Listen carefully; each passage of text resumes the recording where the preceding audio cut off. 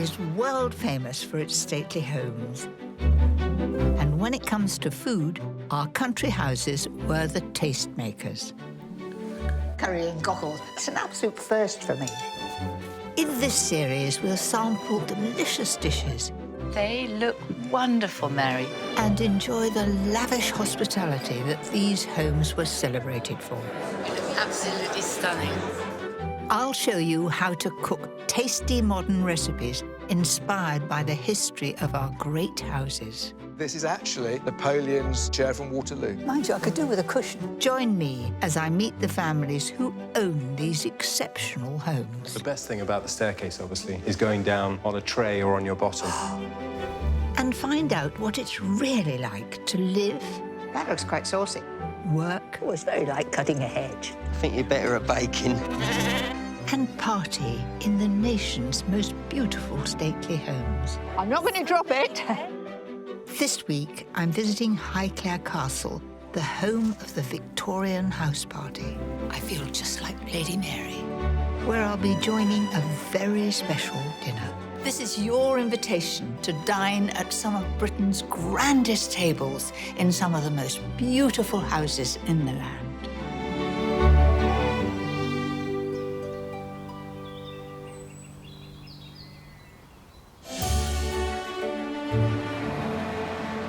I'm in Hampshire, 60 miles west of London.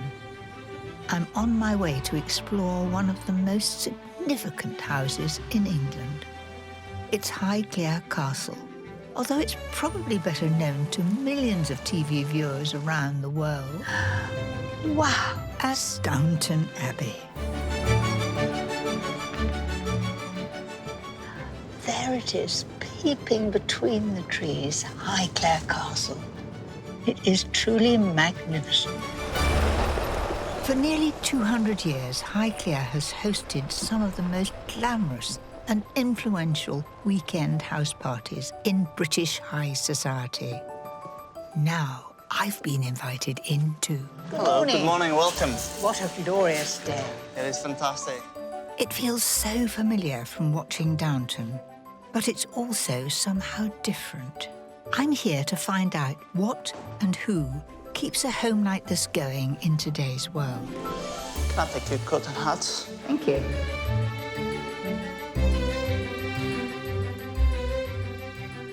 I'm meeting Fiona, 8th Countess of Carnarvon, who lives here with her family and 7 dogs. Quite a welcome. How lovely to meet you. What a treat. I am thrilled to be here. Well, thank you for coming. Hello, what a family you have. Hello, I'm you, so and very this is one happy. of your puppies. This is little Evie, and she's just like a little lapdog, aren't you? She's very cuddly. Hello, Poppet. Well, you know why I love her, because I have Darcy at home, and you look as though you're first cousin. Isn't she lovely? So, how long have your family been here? Since 1679. So the family been here for sort of 350 years. And before that, it was owned by the church.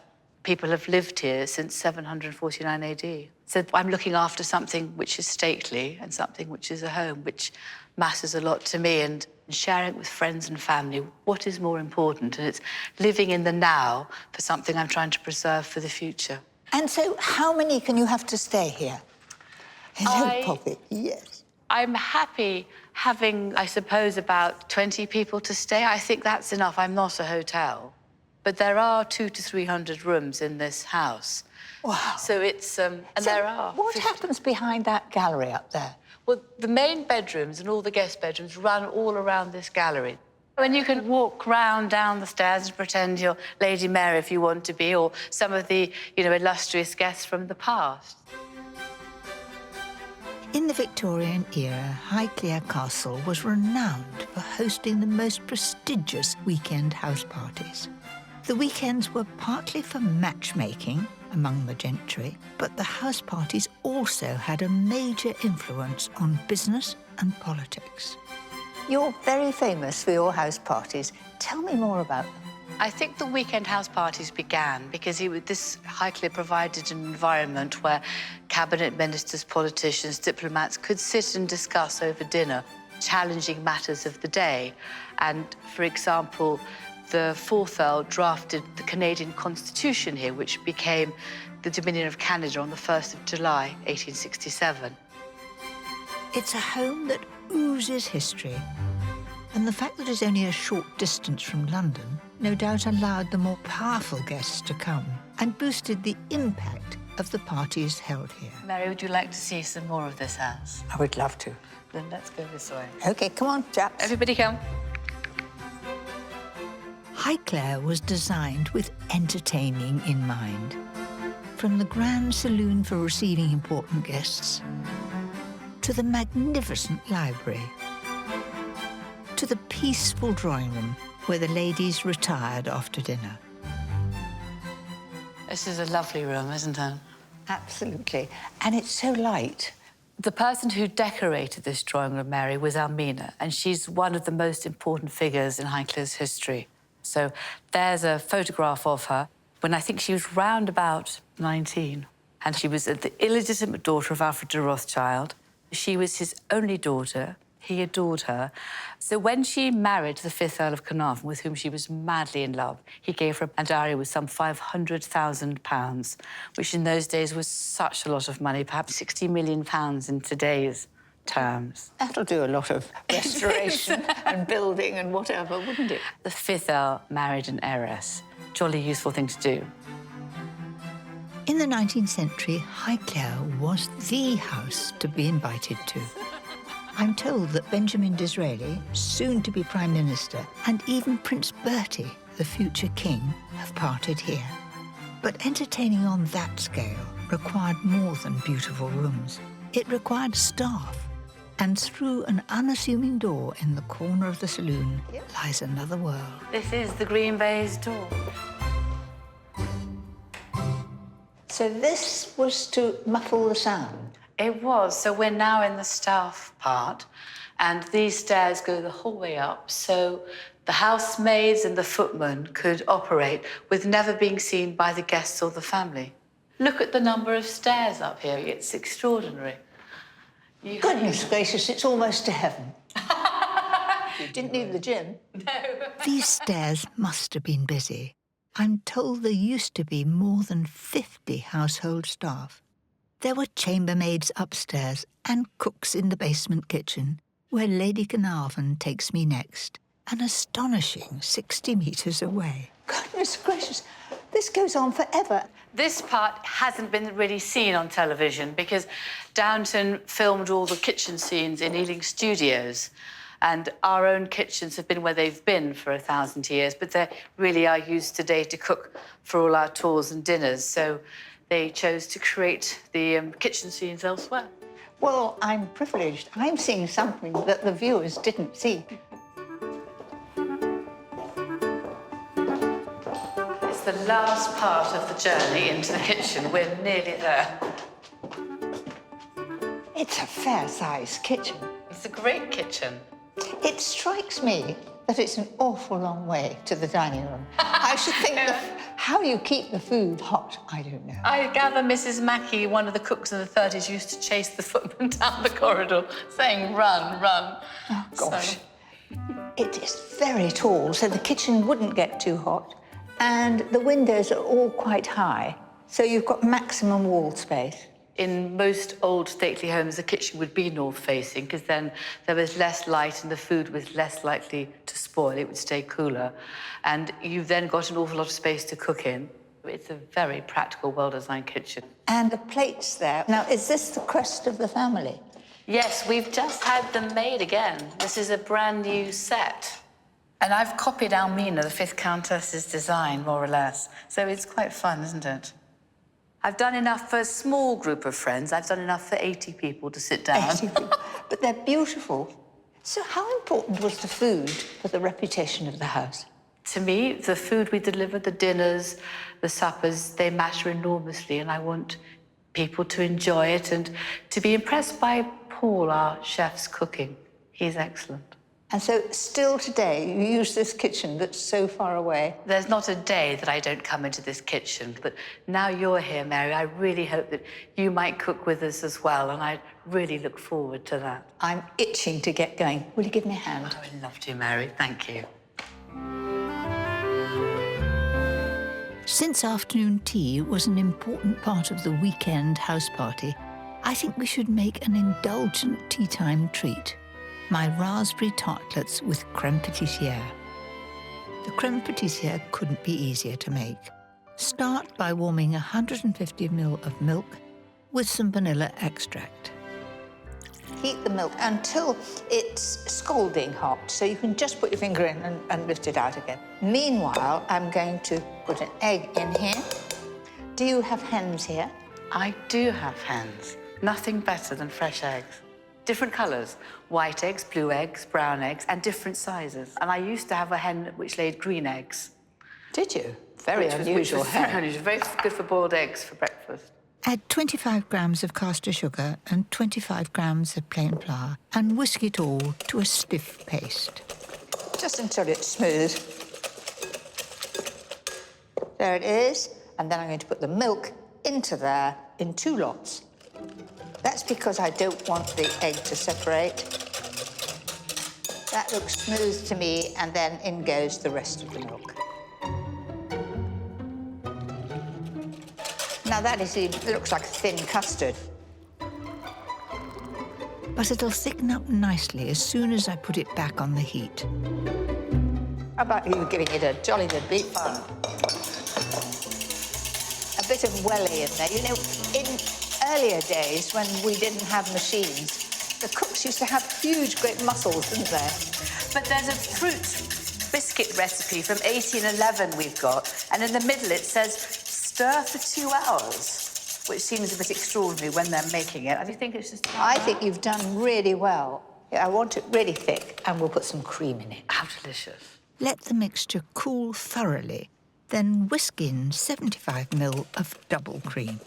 So the crème pâtissière is made, and I reckon it tastes... Can I taste it? It's my best special roll. That's delicious, actually. And the cream is absolutely scrummy. I like to make my own short crust pastry, but you can buy ready-cooked cases if you're in a hurry. Then it's just a matter of placing fresh raspberries on top. This is my smiley face. There we go. 2 eyes and a mouth. I'll do it properly, I promise. But anyway. I can see you like having a good play with the children when you're baking. Yes. And for the glaze, heat some raspberry jam with a little water. And that will slacken it down, and we just push it through the sieve so we don't get the seeds. And that's it. And the aim is to put sort of minimum on and let it just run over. It's really to give a shine. That just looks perfect. Well, it's been lovely having you as my sous chef. Oh, thank you, Mary. Come along. Now's my chance to really play at being in Downton Abbey. Taking afternoon tea with a countess. This must be what it was like to be entertained here back in Highclere's house party heyday in the late 1800s. They look wonderful, Mary. You are clever.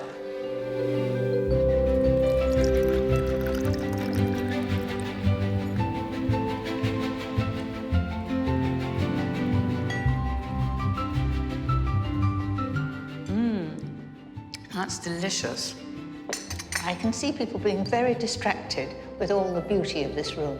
Well, it's quite a French room, isn't it, with all the gold, so it's rather beautiful. And the views. Who else has got a backdrop of the wonderful folly at the back? It is beautiful, isn't it? You know, I think people might imagine, being a countess, that every day you sit down and have tea and you have Lewis serving you, even if nobody's about. Is that so? Certainly not. I'm often making myself a really nice cup of tea, but I'm having it often at my desk in my office. And it is a hands-on job, whether you're working in the office or finding that you need to ring an electrician, or you've got various great friends. Steve the roofer's a great friend. You always need a good roofer. The plumbers were here today. There's marketing to be done, emails to be answered, laughter to be had as we go about every day's business. There's a long list, and actually I don't think my husband disclosed quite the length of the list when he asked me to marry him. It's clear that taking on a house like this is a huge responsibility, and I can imagine the maintenance bills are endless. So this luxurious home has had to evolve partly into a business. And to find out more, I'm meeting Fiona's husband, Geordie, 8th Earl of Carnarvon. We are introduced by the castle manager, in keeping with proper protocol. Mary. Hi, Good afternoon. Welcome to Highcliffe. I'm very thrilled to be here. The Earl is, after all, the Queen's godson. Thank you, John. Much of the 5,000-acre estate is a working farm. We specialise in winter oats, which we process for feeding for performance horses like race horses and polo ponies. And then for spring crops like spring malting barley, and this year we're doing spring beans. And you have masses of sheep. How many have you? Well, we have about 1,600 ewes, and there'll be about 2,500 lambs. And nowadays, we very much use the sheep to help control all this very big area of grassland we have in the park here.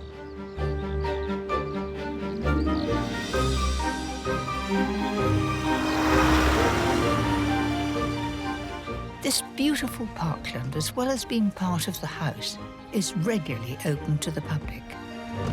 Highclere also has a long-standing reputation for hosting top-quality game shooting weekends.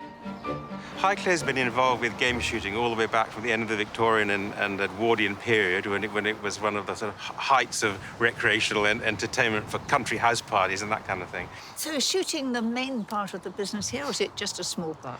Well, I wouldn't say it's a vast part of the business, but I would say it was a relevant part of the business, especially with the seasons, and also because the game doesn't get used in restaurants, and we serve game ourselves here in the castle in the autumn. It's terribly good for us. It is. It's very low fat, natural, Yes. low cholesterol, and very tasty. And as you know, you can cook it in many different ways. Pheasant shooting is out of season between March and October. But the gamekeepers stay busy clearing woodland, rearing birds and training their dogs. Lord Carnarvon introduces me to gamekeepers Eddie Hughes, Tom Hibbard and Val Maskell. Hello, Valerie. I have never seen a bevy of spaniels behaving so beautifully. Yes, they are perfectly disciplined and well behaved. They're all so quiet and happy, aren't they? And no profit. Like my Darcy, these dogs are all spaniels, a breed which originally came from Spain, hence the name Spaniel. They've been used as hunting dogs since at least the 15th century, with Springer Spaniels trained to flush or spring birds from their ground nests. The smaller Cocker Spaniels tended to be used for hunting woodcock. Val Maskell has been training and breeding gun dogs all her life. So, Val, how long have you been here at Highclere?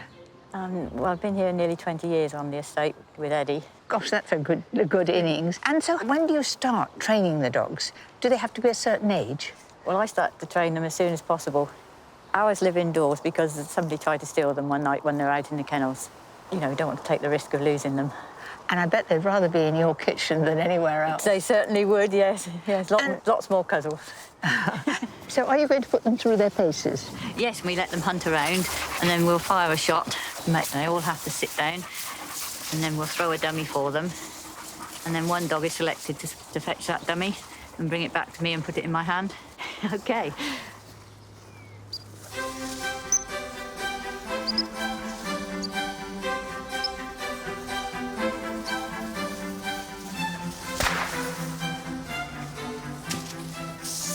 White. Marty. Marty.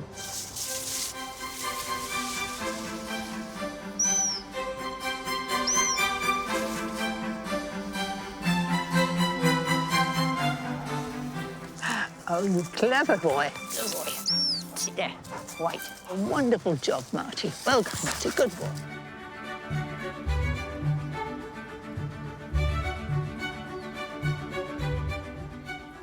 Spending time with the gamekeepers has given me an idea for a recipe. Game has been a prominent part of the menus at Highclere for 200 years, so I'm going to make a rich pheasant casserole that could be used for the gamekeeper's lunch.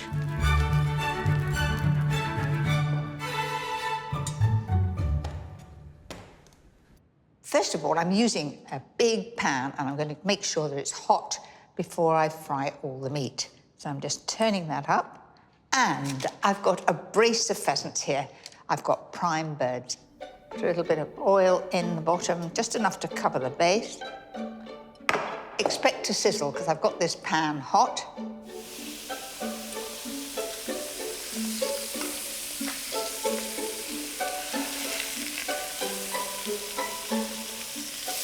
Turning and just get them brown. It'll all add to the flavour. Once the meat is browned, put it to one side. Then in the same pan, fry the bacon. I'm using smoked for extra flavour, along with roughly chopped onion and celery. In goes the celery. So again, keep that stirring all the time. And when it's all very, very hot, I'll add the flour. Sprinkle that in. And it's important to make sure every bit is covered in the flour. Don't worry about that deep golden brown at the bottom. That will all come up when I add the stock. I'm using pheasant stock, but you can use chicken if you prefer. And you could use cider, although I find cloudy apple juice gives it a warmer, fuller flavour. Right, we need a little bit of Worcester sauce. That just sharpens it up. Little red currant jelly. Any fruit jelly will do, just whichever one you've got in the cupboard. Doesn't really matter. Add seasoning and fresh bay leaves. There they are. Then I'm going to tip all the meat in there. Now, that is quite a good colour, but it's a little bit grey, so I'm going to do a little bit of gravy browning. Just a dash. Go easy on it because it's quite dark, and it's just caramel colouring. And that really does look rich and good. Then it needs simmering on a low heat for around 1.5 to 2 hours, or until really tender. Mushrooms go in for the last half hour, so they stay firm. Then it's ready for the gamekeepers. I'm serving it simply with green veg and mash to let the pheasant flavour shine. I hope you're starving, because I've been toiling away all morning and I want you to eat it all. Right, can you take the little? It's really hot. There we are, Val. Yeah, I know you weren't without breakfast this morning, so you must be starving.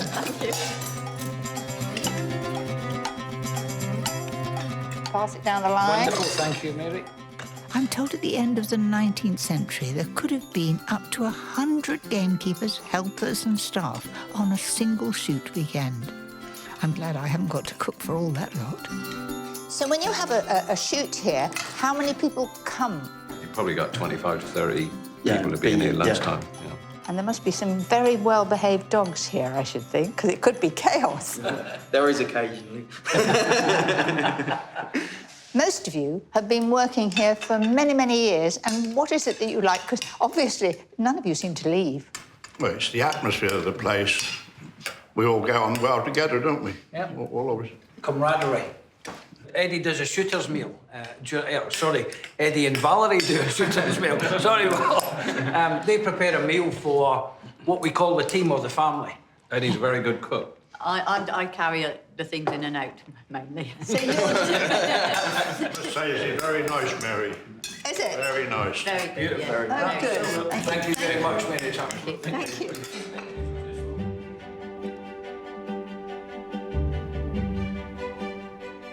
The top-class shoots were a key feature of the weekend house parties that made Highclere such an influential and sought-after place to visit. And it was the 5th Countess, the young Lady Almina, who, just months into her new life here, had to host perhaps the most influential guest of all. Her father wanted to make sure that she was fully accepted into high society, and he arranged for the Prince of Wales, His Royal Highness the Prince of Wales, who was going to become later Edward VII, to come and stay at Highclere. So it was an extraordinary, extravagant 3-day party and shoot. That's what she was in charge of at just 19.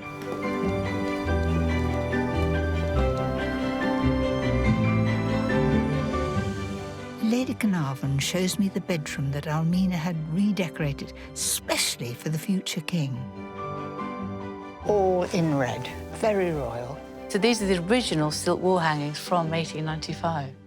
Good gracious, it must have been a very good quality to have stayed this standard.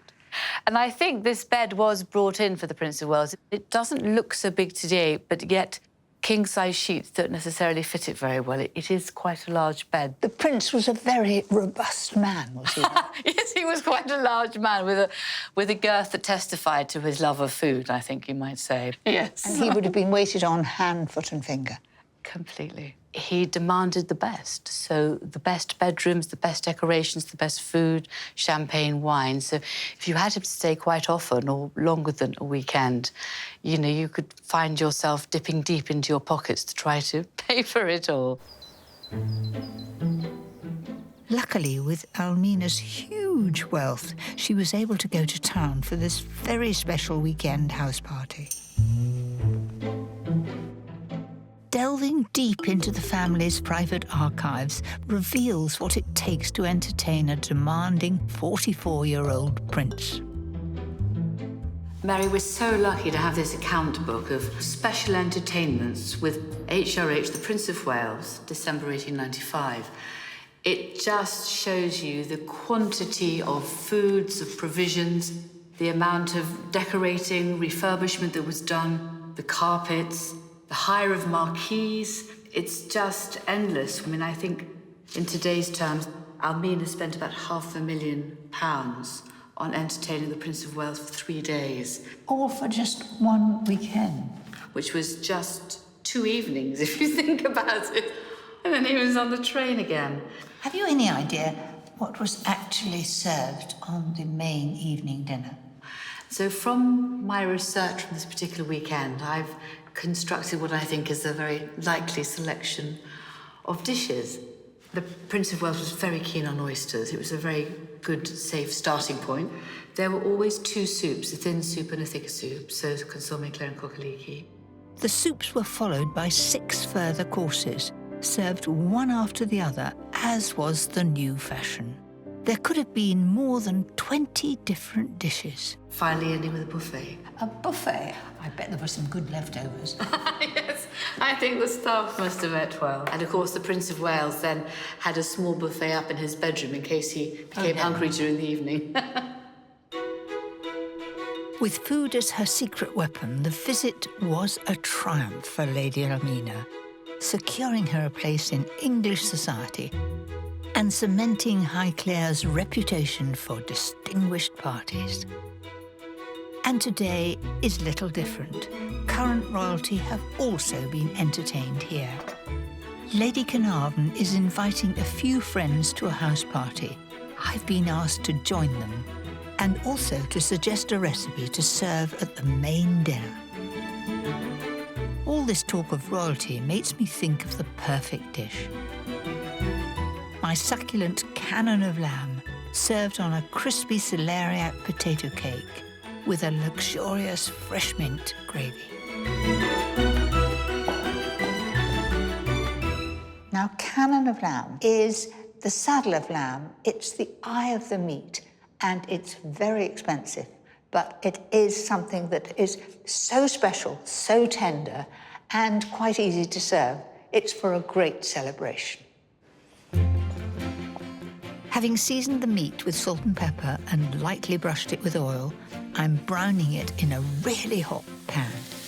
I want to do this as quickly as possible. You can see by the smoke, it's really, really, really hot. Now, already I need to be turning it. The reason for me sealing the meat before I roast it, it gives a wonderful colour. So you have to stand here and let it smoke, straighten your hair, doesn't matter. I'll get some rosemary here. There's an abundance of herbs to choose from here, which is wonderful. So Put that underneath each piece, so that will permeate through the meat. Now that will be brown. There. That is beautifully sealed, just what I wanted. Done really, really fast. I'm going to sit those on the top. It's got to have 8 minutes roasting.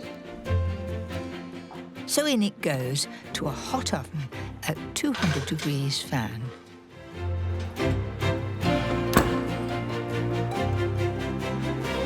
To go with that very glamorous cannon of lamb, I decided to make potato cakes, but with a difference, with celeriac. The two flavours go very well together. So you need 350 grams of potatoes and 250 grams of celeriac. I've grated the potato and the celeriac using the coarse grater, put it in a tea towel to get every little bit of wet out of it. This is something that's got to be done at the last minute, otherwise the celeriac goes brown. So salt and pepper.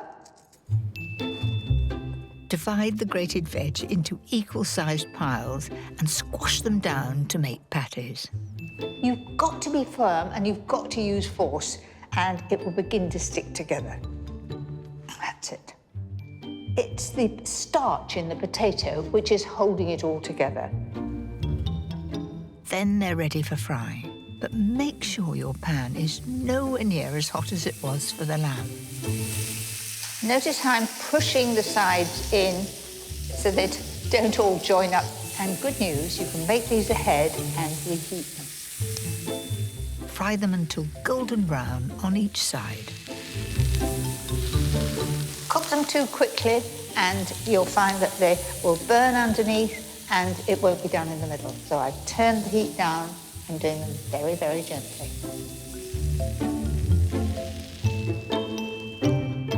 Serve with a traditional gravy enriched with port and freshly chopped mint from the garden. That looks pretty good to me, so that needs to go into the gravy like that. I'm going to taste it and see that it really is sheer perfection to serve with that lamb.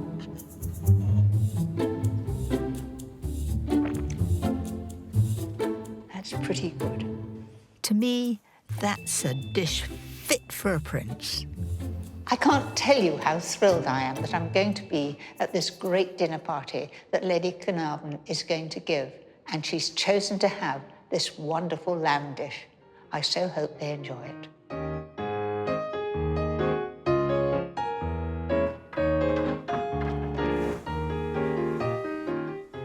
Whether the guests are visiting royalty, weekend house guests, or paying public, the rooms here have to be kept in first-rate condition. There's a never-ending list of jobs that keeps the 14 household staff rather busy. It'll look much more spectacular here. It was rather hidden around a corner before. It's got really good light here, hasn't it? I think it's pretty good to keep out of the way here. It must be very, very heavy. It's the frames, and my goodness, David, that's very high. Good. And the top is a picture rail there, is it? And it'll hook over. There is. That's it down. That's it. The other down. Okay. Happy? No, left a bit with your left hand, David. It's not quite vertical. Is it tipping down on the top left-hand corner a little bit? Yes. Looks like... It's a bit cockeyed. Lift it. Don't drop that. Happy? Yeah, I think so, John. Actually, brilliant. Thank you very, very much. You've got a great team of people here. Who are they all and what do they all do? I have. Well, I don't know. Matthew, you do multitasking, afternoon teas, help me with dogs, feed the chickens when I can't do that. I can't think what you came here to do, but that's what you do now. That's doing what I came here to do. Come on, what was the job description like when you came? No, I think it was pretty much whatever I needed to do. Oh, good. Walking dogs, helping butlering in the castle, and then it's just grown since then. And which part do you enjoy most? It's all of it. It's very varied. So it's fun. It is really good fun working here. And then, Pat, I don't know how long you've been here for, which way exceeds me, doesn't it? 57 years now. 57 years? Yes. Yes. Gosh. We do painting and decorating all the way around, whether it's in the castle or around the estate. I hope you're not going up ladders. No. Thanks to Lady Carnarvon, no, I don't anymore. She banned me. Right. So how many have you got in your team? There's 3 of us. Mike is one and young Richard's the other. I call them the boys. The boys? One's coming to 80 and the other one's coming 48.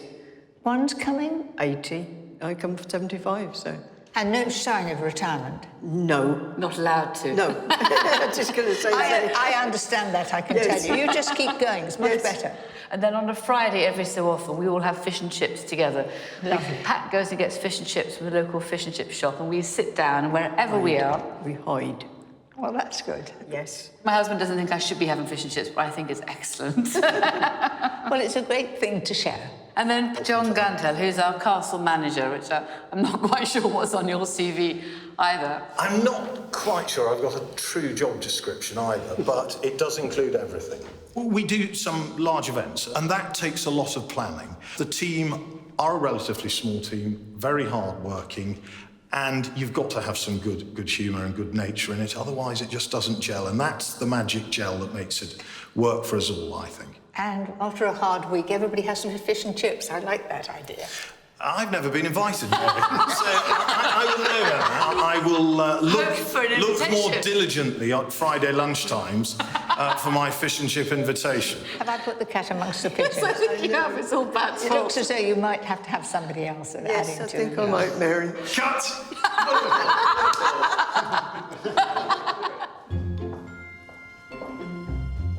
Now, there's one more member of the team I really must meet. Paul Brooke-Taylor cooks for the family as well as for public events. Right place, right time? Absolutely. Lovely to meet you. You too, Mary. Thank you. So how did you come to get here? I was in a very big hotel corporation chain, and I found that as soon as you become head chef, you stop cooking. I wanted to get my hands dirty. I wanted to cook. But no, 9 years ago, it's flown by, to be honest. So you got the job? I did, yeah. I took over a sleepy little castle. It was lovely. We did the odd posh wedding, and then they did a TV show here, and my life changed. What's the biggest number you have for tea? A wedding, we'll cap at 120. If it's family dining, we'll do 30. Afternoon teas, we do over 110 a day when we're open to the general public. I mean, you're 2 chefs now. Mm-hmm. Going back 100 years ago, how many would have been in here? I have this conversation with Lord Carnarvon a lot. I've got to be honest, his team back then was a lot bigger, but it was 1 chef per job. I think now it's a case of we have more equipment, we have better ovens. It's not such manual labour. And it was a totally different environment. This house has had to change to match today's society and make some money. Opening the house to the public is a relatively recent change, but the Carnarvon family have been in the public eye throughout their history. None more so, perhaps, than Lord Carnarvon's great-grandfather, George Herbert, the 5th Earl. He was an early pioneer in travel photography.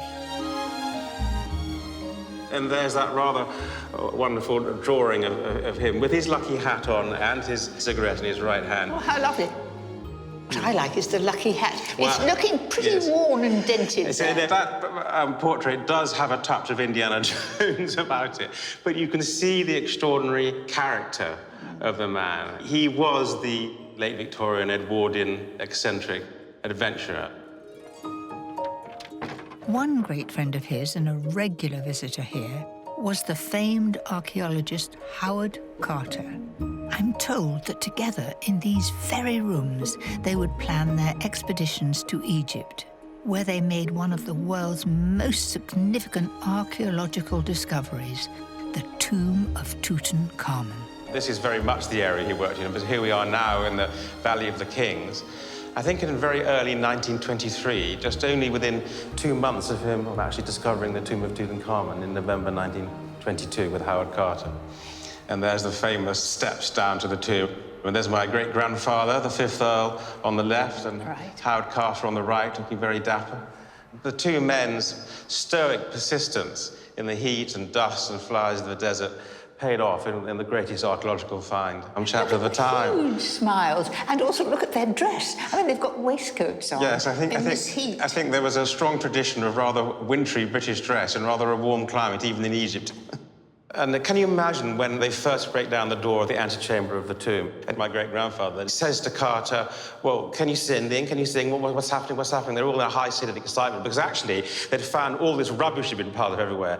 And Carter had been in previous tombs, well, and there was nothing the other side of the door. But this time he says, yes, I see wonderful things. And there's everywhere the glint of gold. Well, I shall not forget the look on their faces. I mean, it's magical, isn't it? No, the whole thing is, it was such a time of such excitement, and it was such bad luck for my great-grandfather that he didn't live to see so many of the wonderful objects that finally came out of the tomb.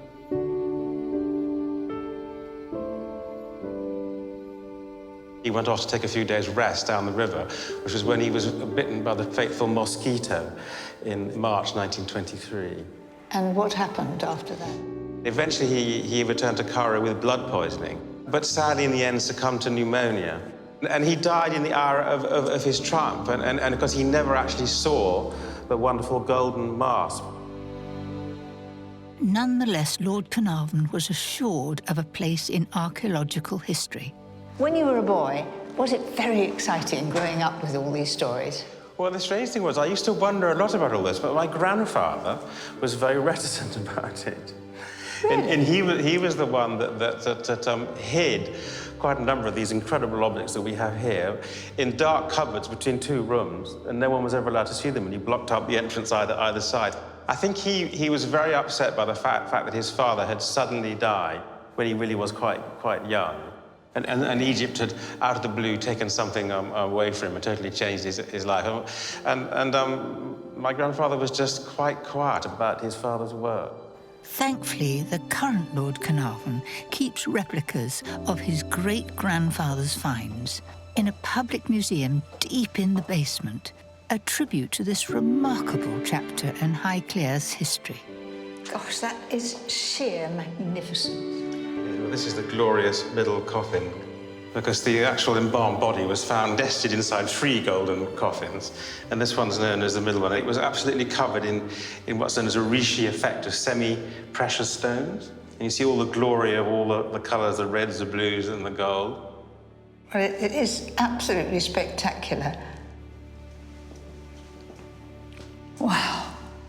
There it is. I know it's a replica, but isn't it magnificent? It's an extraordinary replica to scale of the real golden mask. And this weighs around about 11 kilos, and it's an extraordinary amount of gold and one beautiful artistic object of the face of the boy king. Remember, he died when he was only about 19 or so. It's so beautiful and gentle, the actual features. Yes, they really are extraordinary. It's one of the world's greatest objects. But the days of grand discoveries, sumptuous living, and weekend house parties at Highclere were numbered. The Second World War brought turbulent times, and the current Lady Carnarvon, a keen historian, has been unearthing some of the castle's wartime stories. She's arranged an expedition to show me evidence of an aeroplane that crashed here. Her team of plane hunters includes metal detector enthusiasts Paul McTaggart and Robert Coleman, and retired Concorde pilot Steve Bohill-Smith. What are we looking for? What are we expecting? Well, Mary, we've got some photographs to show you. It's a B-17, which is called a flying fortress, and crashed up on the top of the hill. There were usually about 10 people on board, but this was a training flight, and they had only 7 on board. And to search for it, we had to get permission from the MOD. You have to have a licence. Really, on your own land? Yes, it's called the Protection of Military Remains Act. So we had to do it properly. We had to get the landowner's permission, and then we had to get the MOD's permission as well.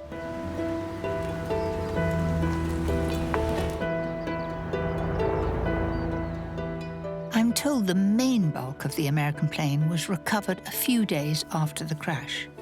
But over the last few years, Lady Carnarvon and her team have collected dozens of smaller pieces of the wreckage that have been lying here untouched since the Second World War.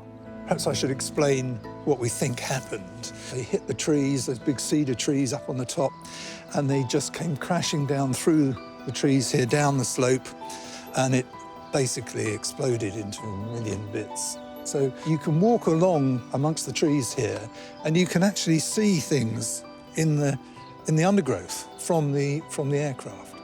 OK, Mary, this is a metal detector. Put your arm in there. And all you do is basically just wave it backwards and forwards. What am I waiting for, a noise? You're waiting for a noise. As soon as you go over a piece of metal, it'll squeak at you and you'll know exactly. That's it. Close to the ground. The lower to the ground, the better it is. What was that? That was the signal.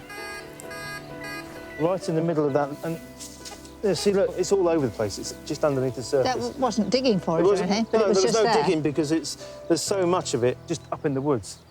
Yeah, what you find inside? Well, this was just on the bank up there.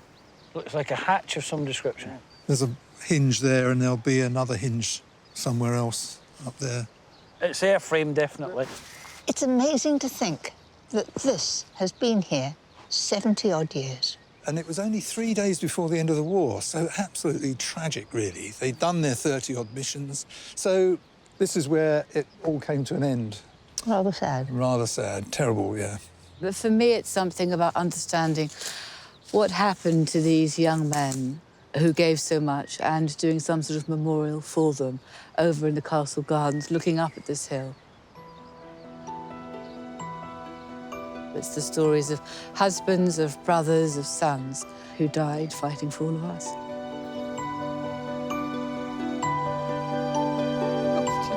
We're heading to one of Highclare's follies, known as Heaven's Gate. It was built over 250 years ago by the current Earl's great-great-great-great-great-great-uncle. With truly breathtaking views over the estate, it's a fitting place to reflect on the changing fortunes of Highclere since the Second World War. What was the impact of the war on Highclere? Highclere was commandeered by the Ministry of Health, and it became home for evacuee children. So suddenly there were between 25 and 50 tiny children aged 3 to 5 living on the top floor of the castle throughout the war with their teachers, nursing assistants. So the chef, therefore, was now cooking for 80 people a day, breakfast, lunch, and high tea for the children. It was a time of hardship. You had to really look after the food you were growing. Nothing was wasted. I mean, the vegetable garden here, the kitchen garden, was invaluable because it was very successful, and it not only supplied the castle and the children, but it could also supply beyond that as well. After the war, things changed for the great estates, is that right? It did. There was no money, no resources. Rationing still continued. It was a very tough time, so no one could afford to employ anybody either. And nor could you repair anything, because there was nothing to repair anything with. It's amazing this house survived, because I think during the 1950s, a lot of great houses of England were knocked down or destroyed. What a sadness that was. The post-war era marked a turning point for Highclare's lavish house parties. The prestigious and glamorous weekends that sparked off adventure, shaped politics, and even created a country. In order to survive and prosper in the modern world, the house had to change. It had to become more businesslike and open its doors to the public. Nonetheless, this is still a home, and Lord and Lady Carnarvon still host house parties, albeit on a smaller scale than during Almina's time.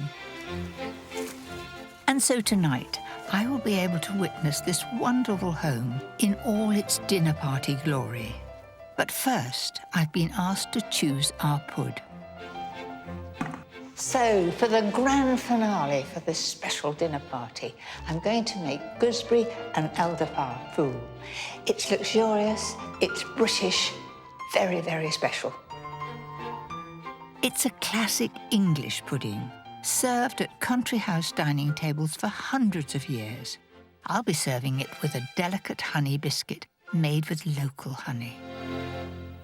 In the pan, I've got 500 grams of gooseberries, 100 grams of caster sugar, a bit less if you like it sharp, and 3 tablespoons of Lady Carnarvon's homemade elderflower cordial, though of course you could buy it.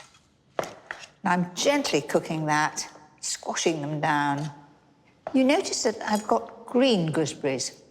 If you're cooking with gooseberries, always pick them young and green. They're very bitter to eat like that freshly, but they're much better for cooking. When they're soft, take the pan off the heat, remove about a quarter of the mixture to use later as a topping, then blitz the rest into a mush. There we are. That's a mush. But if you put that just with the cream for a full, you would have lots of pips which aren't very nice to eat. So that's why we're going to sieve it. You just need to force it through. So keep pressing. Now look at that. That is just pips. And I'll just discard it to one side. There we are. Before you can mix it with the cream to make the fool, you'll need to chill the puree in the fridge until it's nice and firm. Traditionally, you would add all double cream, but I've decided to make it a little bit sharper by adding yoghurt. And I've got 100 ml of full-fat yoghurt and 200 ml of whipped double cream. Start with pouring cream, it's easier to whip. So in it goes. Then I'm going to add the cream. So just beat that in like that, just until you've got no streaks. That's it. That looks perfect, a lovely smooth consistency, and I can smell the elderflower. Serve in elegant glasses and top with the reserved compote. And then, just to finish it, a little mint. Fresh from the garden. Don't always think of mint as being always to go with lamb. It's lovely to have on a pud. Just gives it a lift. So there you have it, our wonderful, luxurious British pud, all ready for that very special dinner party.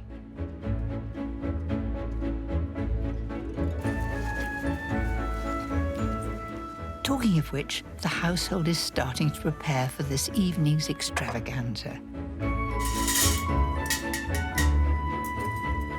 There's much to do, everything from seating plans, flower displays, to laying the table, which the butler, Luis Coelho, is in charge of. Louis, I've come to see what you're up to. How's it all going? It's going very well. Thank you for pretty much set. Well, it's all looking pretty magnificent. The glasses come from Italy, and they are hand-painted in gold. They do look really special. Now, you're the butler. I am indeed. What is it like to work in a house? It's a great responsibility, and we've got a lot of standards, and we're serving like they served many years ago, so it's a tradition as well. It's looking really lovely. All that's missing are the flowers.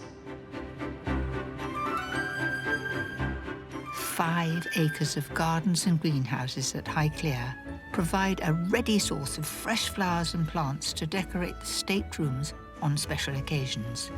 The gardens used to be tended by a team of over 20 gardeners.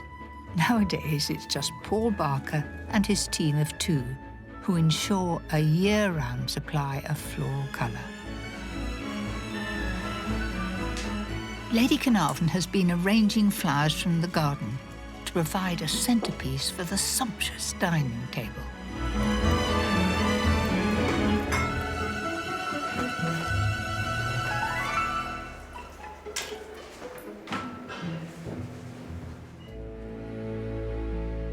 As the household prepares to receive this evening's guest, there's only one thing left for me to do: dress for the occasion.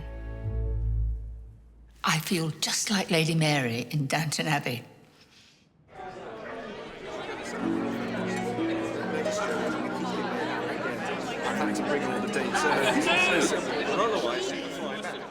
At the end of the 19th century, Highclere was the epitome of luxurious entertaining.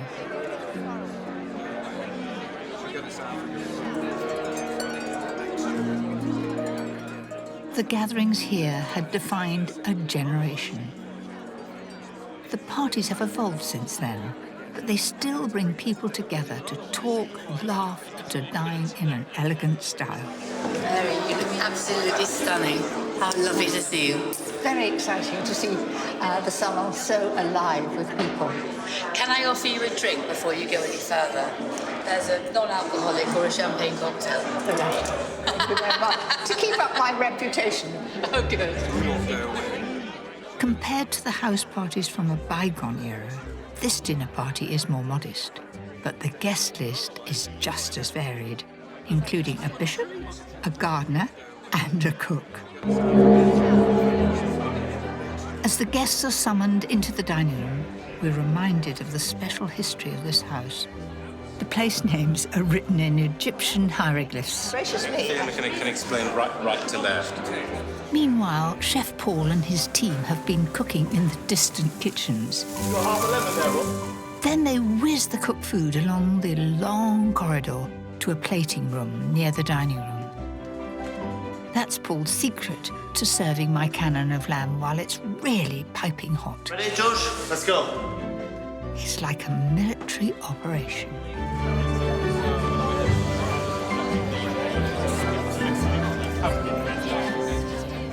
Centuries-old traditions of hospitality meet entertaining in the modern world. It's a rare glimpse into the private side of a very public house. You are a wonderful family, and thank you for welcoming us. You're so kind, and we've really enjoyed this week as well. It's been great to have you. Thank you. I will leave Highclere with great memories, especially of the people who work behind the scenes to keep this great house alive for everyone to enjoy.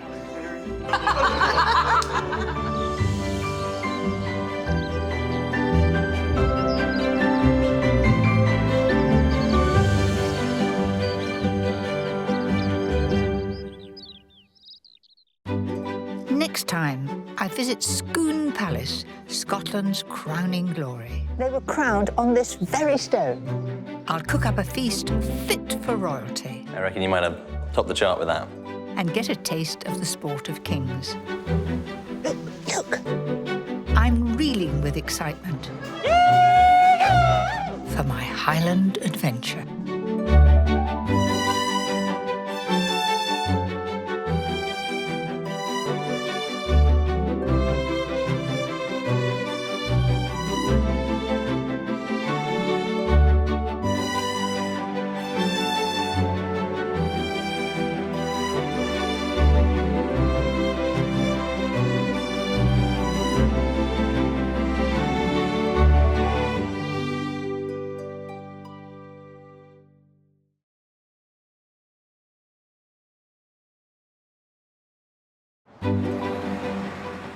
Britain is world famous for its stately homes.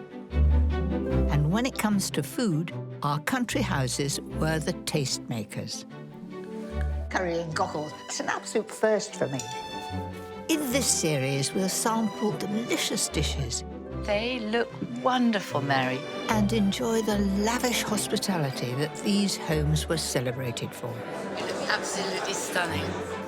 I'll show you how to cook tasty modern recipes inspired by the history of our great houses. This is actually Napoleon's chair from Waterloo. Mind you, I could do with a cushion. Join me as I meet the families who own these exceptional homes. The best thing about the staircase, obviously, is going down on a tray or on your bottom.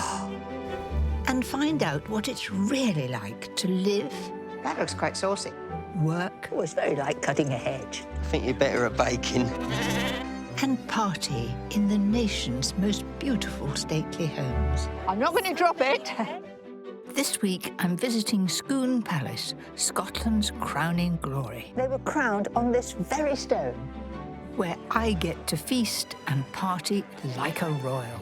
This is your invitation to dine at some of Britain's grandest tables in some of the most beautiful houses in the land.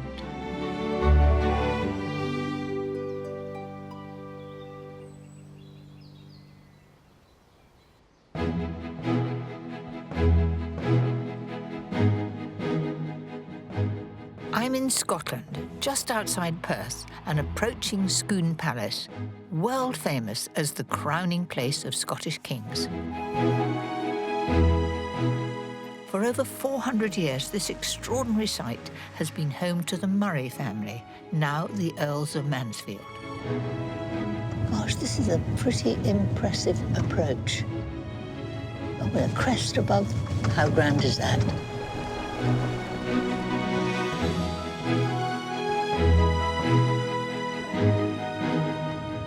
This is amazing. It is enormous.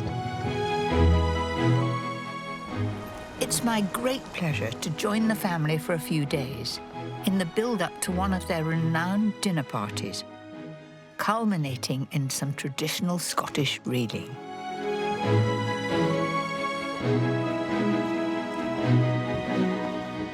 Hello, Mary. Fantastic to meet you. Welcome to Scone. Just a minute. You look far too young to be the Earl of Mansfield. I am not the Earl of Mansfield. I am the Earl's son, Viscount Stormont. William. Please call me William. Hello, William. That's lovely.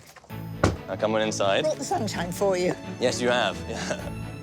Being part Scottish, I do know Scone Palace stands on one of the most significant sites of Scotland's history. Once an abbey, Scone has seen the coronations of all Scotland's kings. Now, yeah, welcome to our home. Now, I want to show you something special in here. This goes on forever. This is the Long Gallery, and this is where the kings processed to their coronation. So a very sacred and hallowed ground. It is amazing. How many kings were crowned here? 42, supposedly, but I believe there may have been many more than that. So a very, very special palace. Steeped in history. Today, this is the home of William's parents, the 9th Earl and Countess of Mansfield. William and his 3 sisters grew up amongst these grand surroundings. And with such a royal history, I'm keen to discover how the family first came to live here. Now, Mary, there's one thing in here that I particularly want to show you, which is this little picture of a man called David Murray of Gospety. He was the first man in our family to come to Scone, and he became the first Lord Scone in 1608 and was given the lands by King James I, having foiled a plot to kidnap and murder the king. And he was given the position of the king's cupbearer. Cupbearer? What does cupbearer mean? There was a ceremonial part to it, but also he had to guard against the king being poisoned. And this was a very dangerous time in Scotland. And a brave chap, because if he took a mouthful, he'd die himself before the king, wouldn't he? Well, he was rewarded well for his service. Having proved themselves loyal servants to the crown, in 1776, the Murrays were promoted to the title of the Earls of Mansfield. Their footing with royalty was assured, and it paved their way for even further royal connections abroad. So the second Earl of Mansfield, he was the ambassador to Louis XVI in France, just before the French Revolution broke out. This is our library. Now, just a minute. Where are the books? The books have been removed because we have our collection of porcelain in here. But it's not our most precious thing. Our most precious thing is actually this table here, which was given to us by Louis XVI's wife, Marie Antoinette, who was a very close friend of the second Earl. You do know people in the right places. It went so far as the second Earl actually taught Marie Antoinette how to Scottish reel, how to dance. Talking of reels, I haven't done one since I was very young, but it was Gay Gordon's and Strip the Willow, because I'm half Scots. My mum was Scots, and Brilliant. I'm very proud of that side. Well, I hope you brought your dancing shoes, because we'd love you to join us. No, I'm a bit heavy-footed, but I'll have a go. Don't worry, mate. I'll look after you on the dance floor. And it would be great for you to see the palace, you know, really alive in its full glory, lots of guests. Sorry to interrupt. Coffee is now served down in the private sitting room. Lady Mansfield's down there waiting on you both. Thank you very much, Jean. Thank you. Jean is our housekeeper, or really, we call her our butleress. It's a very grand title. Yes, How it long is. have you had that title? Oh, since the early 80s. And what does that entail? Everything. Cleaning, serving public. What Jean's trying to say is that she's in charge. The house, the palace wouldn't function without Jean. Thank you very much, Jean. We'll be down soon. I'm heading from the public side of the palace to the Mansfield private quarters for coffee with William's mother, the Countess. Hello, Mary. Great pleasure to welcome you here to Scone today. Having heard about the family's close ties with royalty in the past, I wonder if these connections are still as strong today. Has the royal entertaining continued as the years have gone by?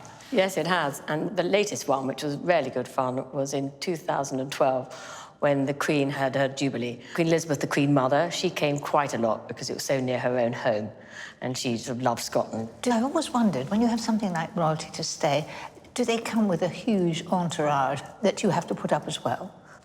Sometimes they do, sometimes they don't. But with the Queen, it was quite large and quite a big thing. They don't come with their own cooks, do they? No, they don't. We have great fun choosing the menus and getting everything organised, and the royal household are very, very helpful, you know, just tipping you off. Her Majesty the Queen Mother loved any bird, but she didn't like salmon so much. And this is the menu when the Queen Mother came in September the 29th, 1978. We can see she had Earth's Benedict, canard à la orange, duck, which we know that she liked, and then tarte aux pommes. And this is also a visitor's book. Yes. I've always wondered, if royalty come or somebody very grand, do they put messages inside? No, they just sign their name and date it. They just do it on one whole page of their own. That's that. I'm in awe. And when we have very special visitors, my parents-in-law started always asking them to plant trees. And if I take you to the window, we have a couple straight outside here. The most exciting and the oldest one is the one straight ahead of you.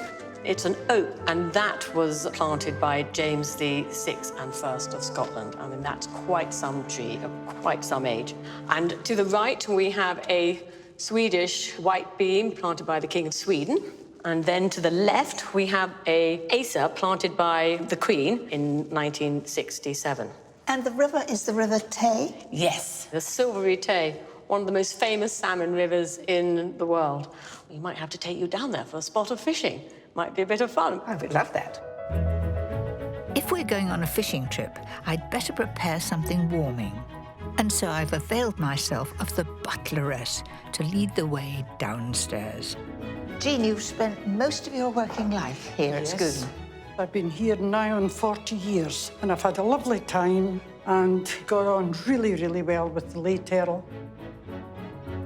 You must have seen William growing up here. Oh, yes. And he has turned out a very nice young man, very much like his late grandfather.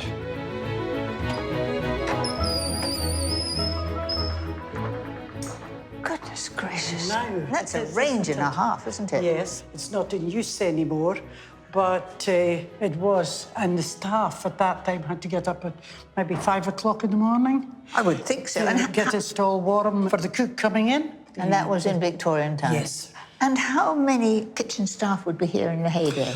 Well, at that time there was 40 staff. 28 worked in the house itself, and then we had 12 for the horses. But when you came, how many were here? 5.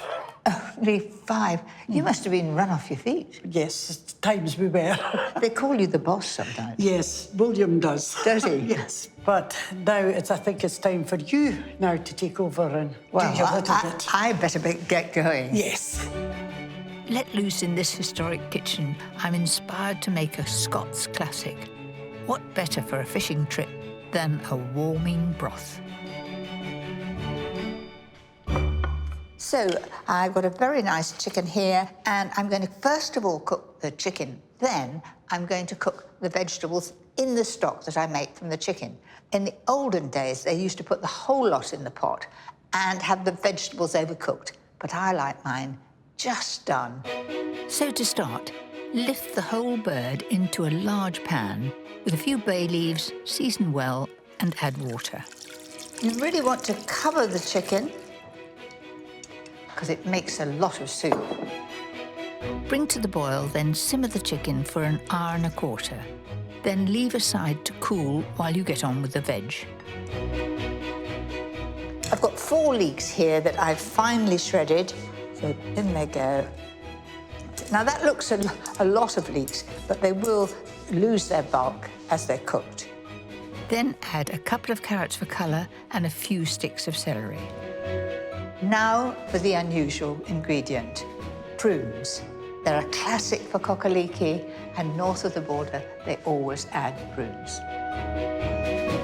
Everything's in the pot now, and I'm going to simmer that until they're tender, and that'll be sort of 20 minutes, but keep your eye on it. That gives me time to get on with the chicken. So I've taken all the meat off, and then you have the 2 oysters either side. I reckon that's the cook's perk.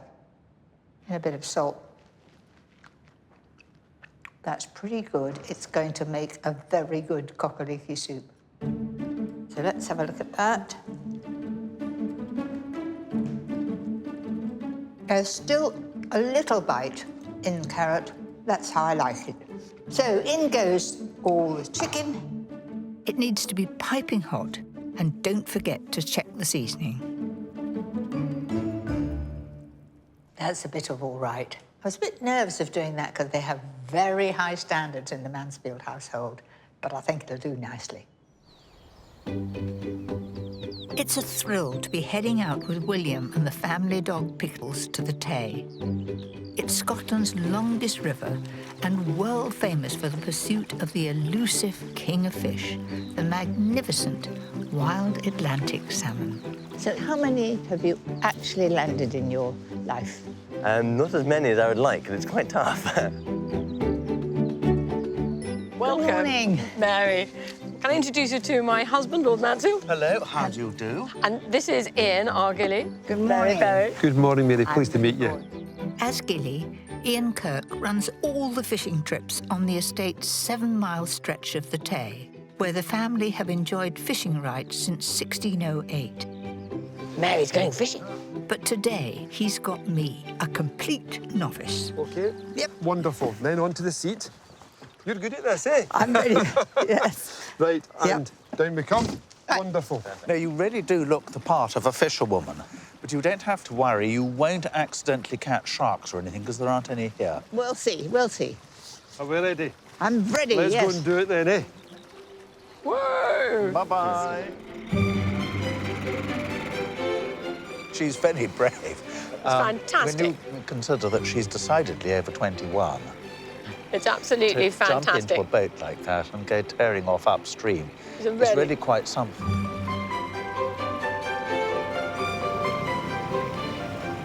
Scotland is one of the few places where the Atlantic salmon are still thriving. And that's why people come.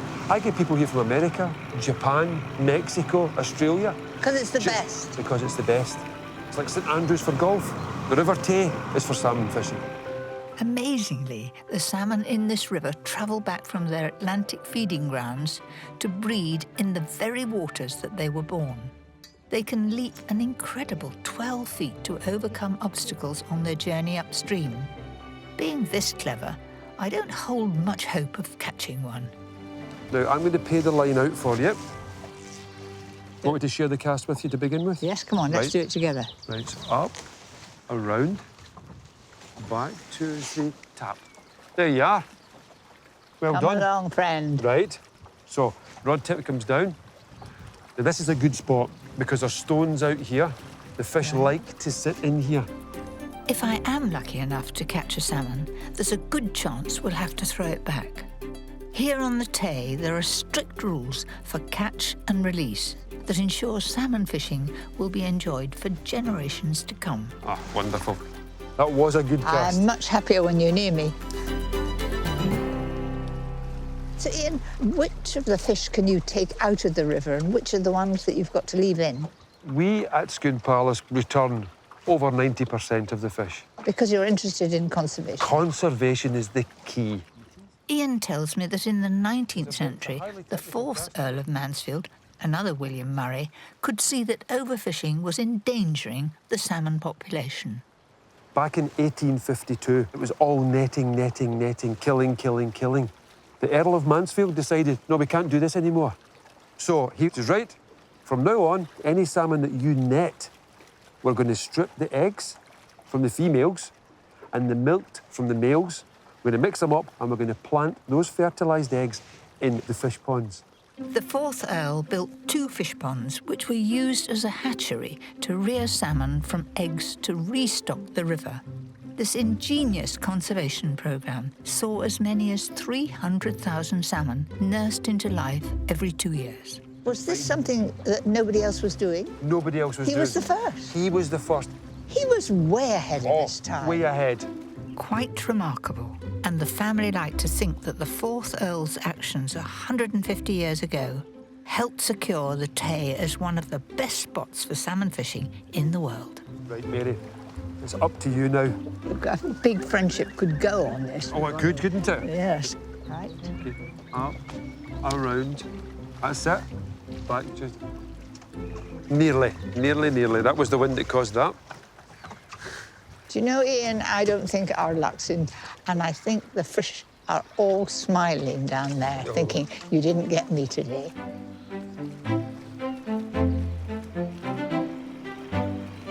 Hello, Mishka. On you go.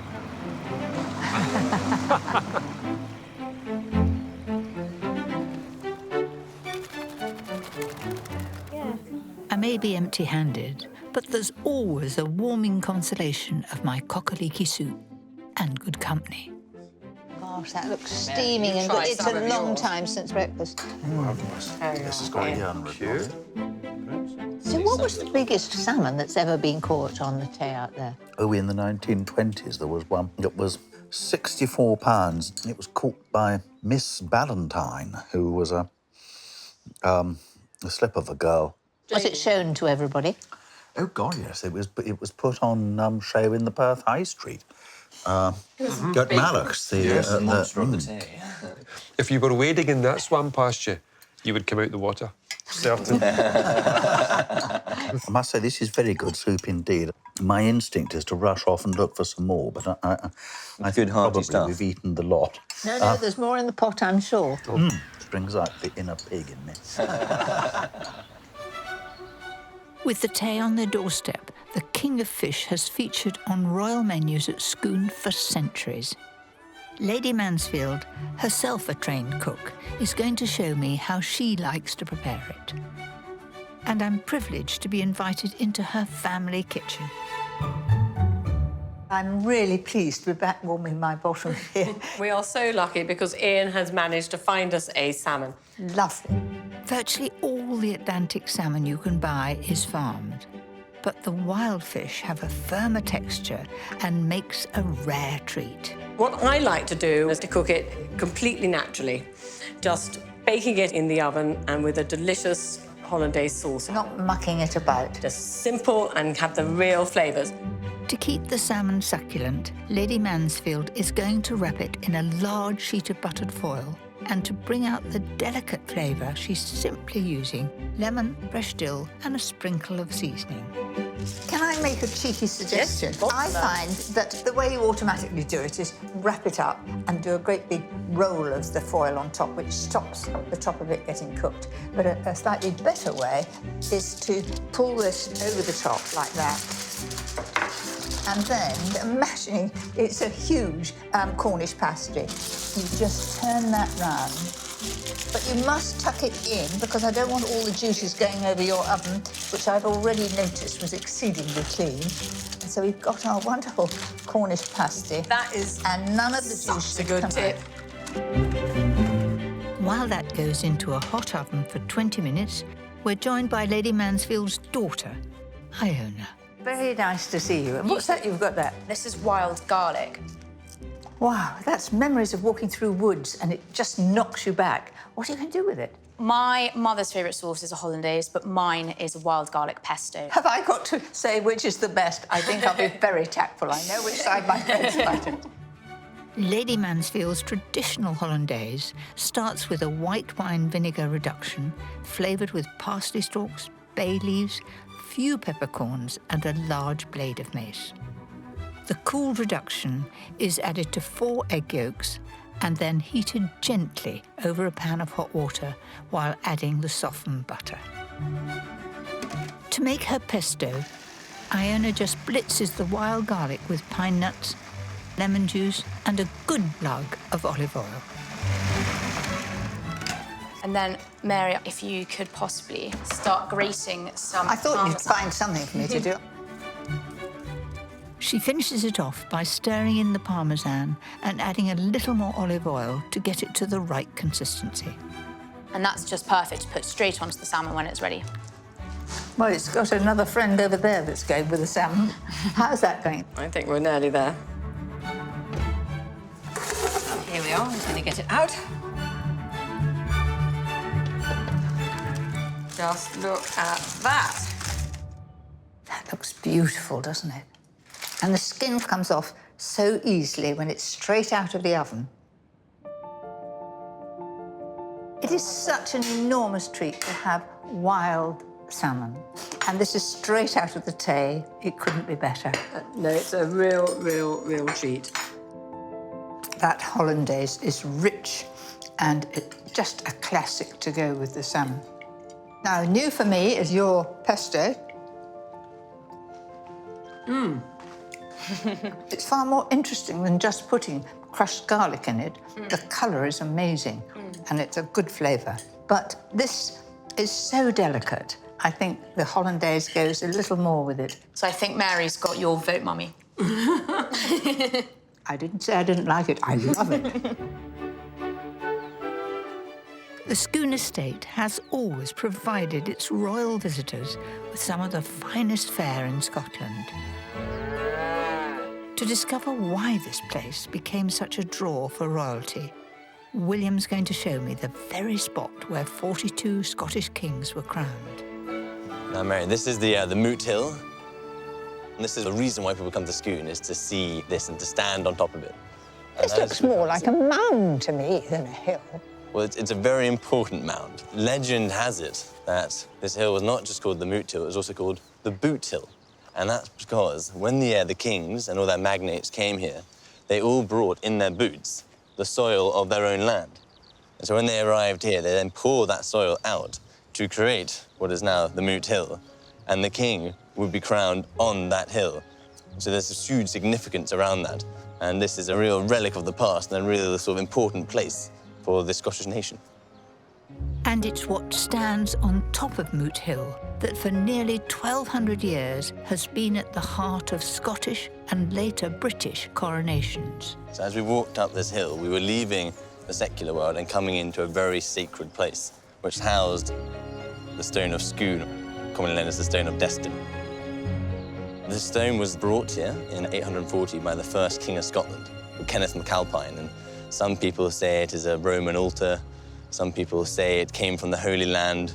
But what we do know, Mary, is that the stone has been used for important coronations of James I, Charles II, Robert the Bruce, Macbeth. When you say Macbeth, is that Shakespeare's Macbeth? Not specifically Shakespeare's Macbeth. Shakespeare created a sort of like wicked and evil king. Historians now think Macbeth was actually a very good Scottish king.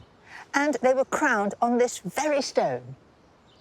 Well, not this exact stone, but one that looks very similar to this that's no longer here, because the original stone was taken from here in 1297 by the guy, what I call the bad guy in Braveheart, Edward I, the Hammer of the Scots, and he took it to Westminster, where all coronations since have used it. The Stone of Destiny is wrapped in myth and legend and is a revered symbol of the Scottish nation. I remember the news on Christmas Day in 1950. 4 Scottish students stole back the stone from Westminster Abbey. It caused a lot of problems. In fact, they shut the border between England and Scotland for the first time in 400 years. But after, I think, a very long chase, the stone was returned to Westminster Abbey before ending up in Edinburgh now. So when the next monarch is crowned? It will be on the Stone of Scone in Westminster. OK. With all the magnates around them and the bishops. And of course, then there'll be the grand ceremony and they will plant a crown on their fair head. And in this case, it would be Arise, Queen Mary of Cakes. Well, when it really happens, I shall be watching and I shall have a very special memory of coming here to school. But William tells me, after the crowns of Scotland and England were joined by the 1707 Act of Union, that the subsequent rebellions caused Scotland to fall from favour, and not a single royal visited Scone for almost 2 centuries. Scotland was not a la mode. So what changed all that then? Well, that was actually partly to do with a very important visit here by Queen Victoria on her Jubilee tour in 1842. That must have been absolutely amazing. And did she come through that arch down there? She didn't come through that archway because actually we built an entirely separate and new driveway there. And it wasn't the only thing they did either. They brought butlers out of retirement, they had furniture specially made. So this was a gargantuan effort. And the expense? A huge amount. And how long did all that take? Took 2 years. But how long did she stay? Just the one night. And that's all? That's all. All one that night. effort, all that expense, just for one night? Incredible, but she was queen of the greatest empire there's ever been. She was the #1 monarch. William's grandfather, the 8th Earl, opened the palace to the public in 1966, and now 100,000 people come to Scone each year. The legacy of Victoria's visit is a huge part of the draw, and William has pointed me in the direction of the very room where Queen Victoria and Prince Albert dined, to find curator Graham McIntyre. You must be Graham. Hello. This is a very fine dining table here. This is Queen Victoria's table. It was made specifically for that night. And was that quite expensive?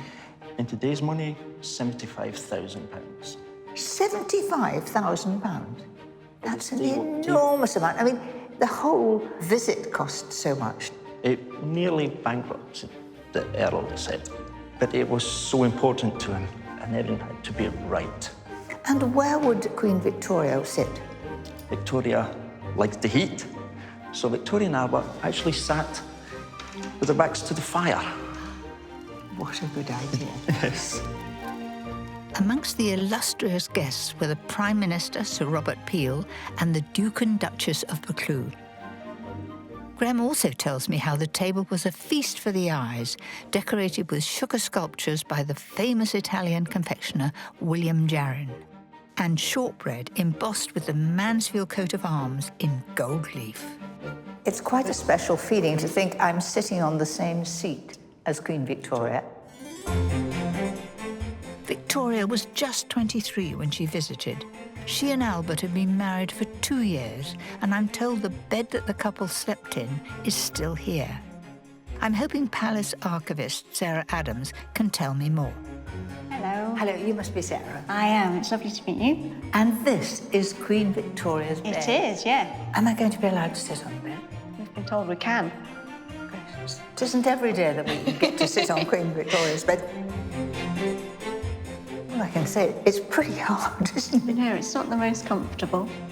To reveal the true cost of Queen Victoria's stay, Sarah has a ledger of the household accounts. This section here is looking at the cost of the groceries, and it's done in 3-month periods.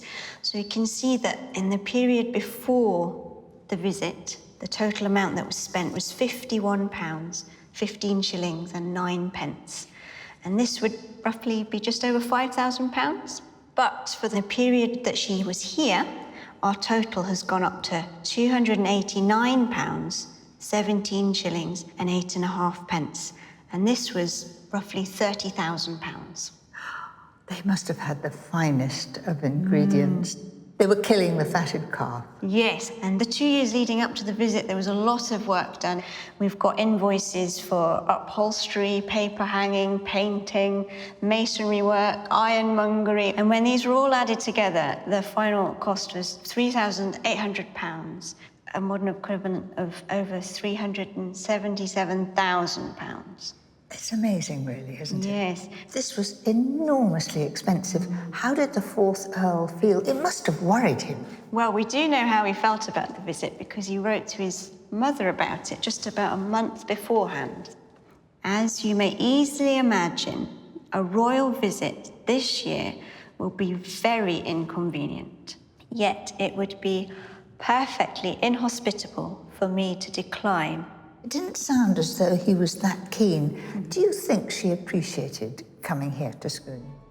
That's an interesting question. We're told that Victoria went to bed at 11 o'clock, which is an hour later than she would usually go. So hopefully she was having a nice time. But what we do know for certain is that Victoria and Albert fell in love with Scotland on their visit. And it was also not long after this that Victoria bought the Balmoral estate. So they were setting the trend to visit Scotland. It's a good job he spent all that money, wasn't it?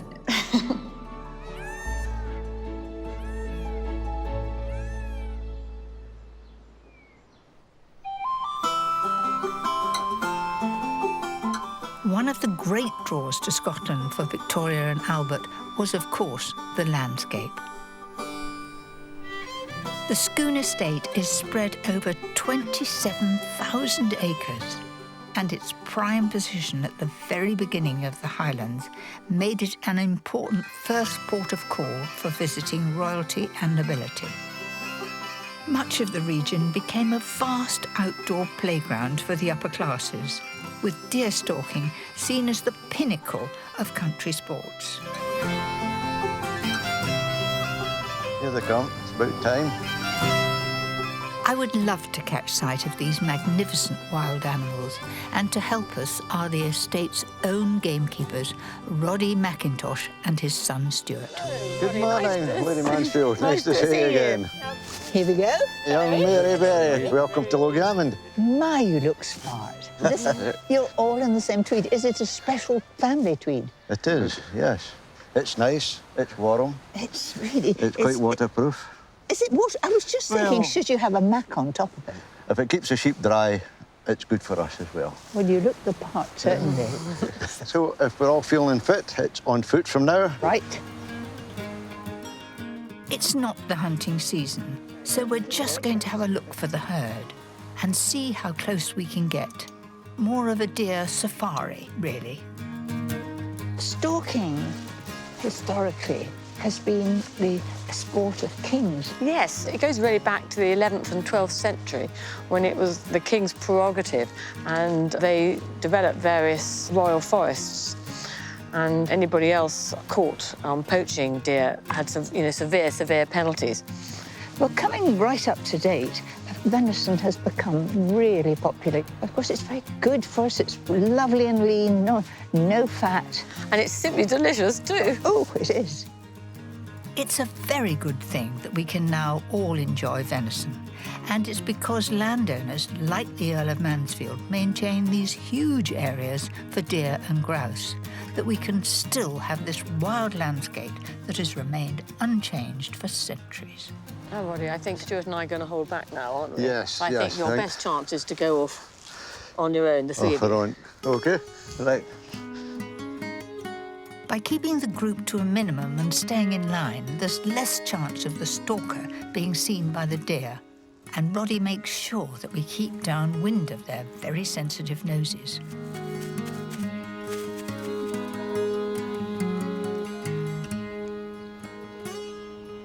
I saw the head of the deer walking there, Mary. So I don't know where they've gone just now, so we'll just need to keep creeping up here. So we'll carry on and we'll see what we can see.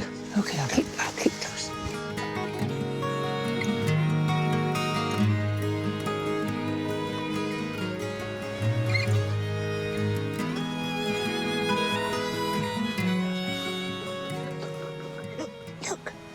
Look at that.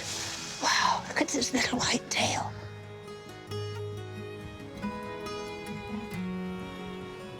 Isn't that beautiful? There's another two up here. We'll need to stay low.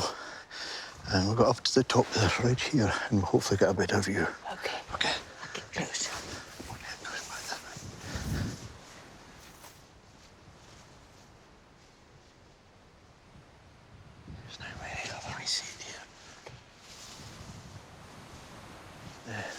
The deer have lain down in front of us. Are they? Yeah, they're lying down like us. So we can't see them, so we'll need to wait here for a little while to see if they'll stand up. And will you see their heads just come up first? Yeah, you'll see the ears. And they'll always find you before you see them, most of the time. And you were gamekeeper for William's grandfather? Yes, yeah, that's right. And how many years were you with him? That was 40 years with him, yeah. Did you ever travel to other estates with Lord Mansfield? Travelled all over Berkshire, Lincolnshire, Northumberland. And most of the times you were told where you were going. There was only once when we were going away and I said, "Where are we going, my lord?" And he wouldn't tell me. And so we started heading east then. We started going a bit north. And I was starting to twig a wee bit. So I said to him, "This wouldn't involve some corgis by any chance, my lord?" And he said, "Well, don't stand on them." So we knew we were going there.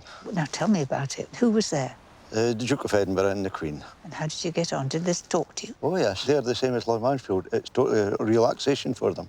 You're in the hills like this, peace and quiet, no one worrying you. What an honour. It was an honour, yeah. Since the extinction of the wolf, deer have no natural predators here. And Scottish natural heritage recognise that in order to sustain a healthy deer population, culling is necessary. But William explains that it has to be done right. You pick out the old or the ones that are weak or that are like ill, and that's an effort to conserve the greater whole, the greater body of animals, to keep them all stronger. Well, that's quite right.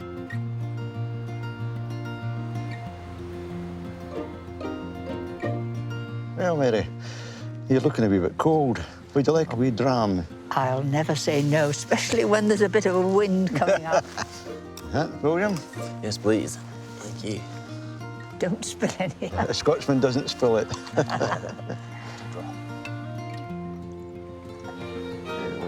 This will warm up the cockles of our heart. Yes. Oh.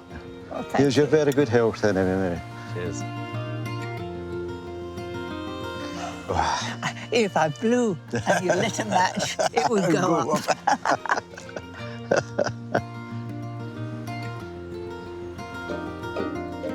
As we head back from the hills, Lady Mansfield tells me venison will be the fuel for our dancing at the upcoming party. But first, I want her help with my take on a dish that has long been a favourite on the menu for royal visitors at Scone Palace. Well, Mary, we are so lucky. Roddy and Stuart have managed to provide us with some fillet. It looks amazing. It's quite big. Which kind of deer did it come from? This is red deer, the monarch of the glen. That's the great big fine one that we see pictures of. Yes. Start off by sealing the meat in a very hot pan. Pepper and salt on the top.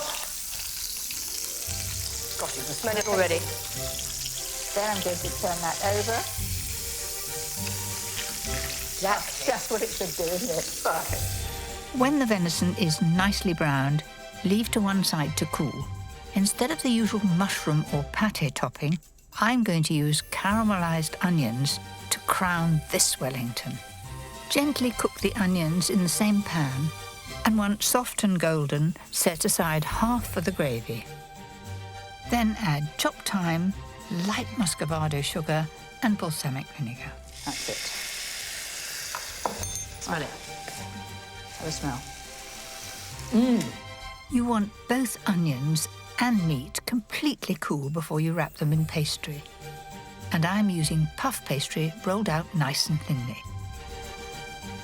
Now, normally, you would put beaten egg when you're sealing it, but brushing mustard not only adds to the flavour, it means that it will stick. That's a really good tip. I didn't know that. It sticks like mad. This is where it all comes together. I've got a really neat way to wrap the venison in the pastry. Simply cut 2 rectangles from either side. There we are. I'm going to turn those in like that and then roll it over gently, like that, like that. And then the fold is underneath and the top is where all the onions are.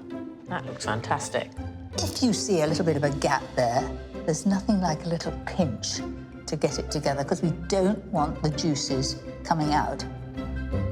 Use the pastry you've cut off to make some decorations for the top and give it all a good brush with some egg wash. Pop it in the fridge to chill right down before cooking. While we're ladies in waiting, Lady Mansfield has an amazing culinary surprise from the palace archives.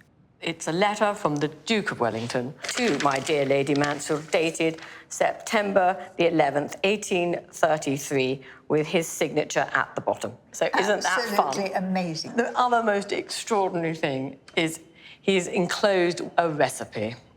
And it's a recipe for how to make butter.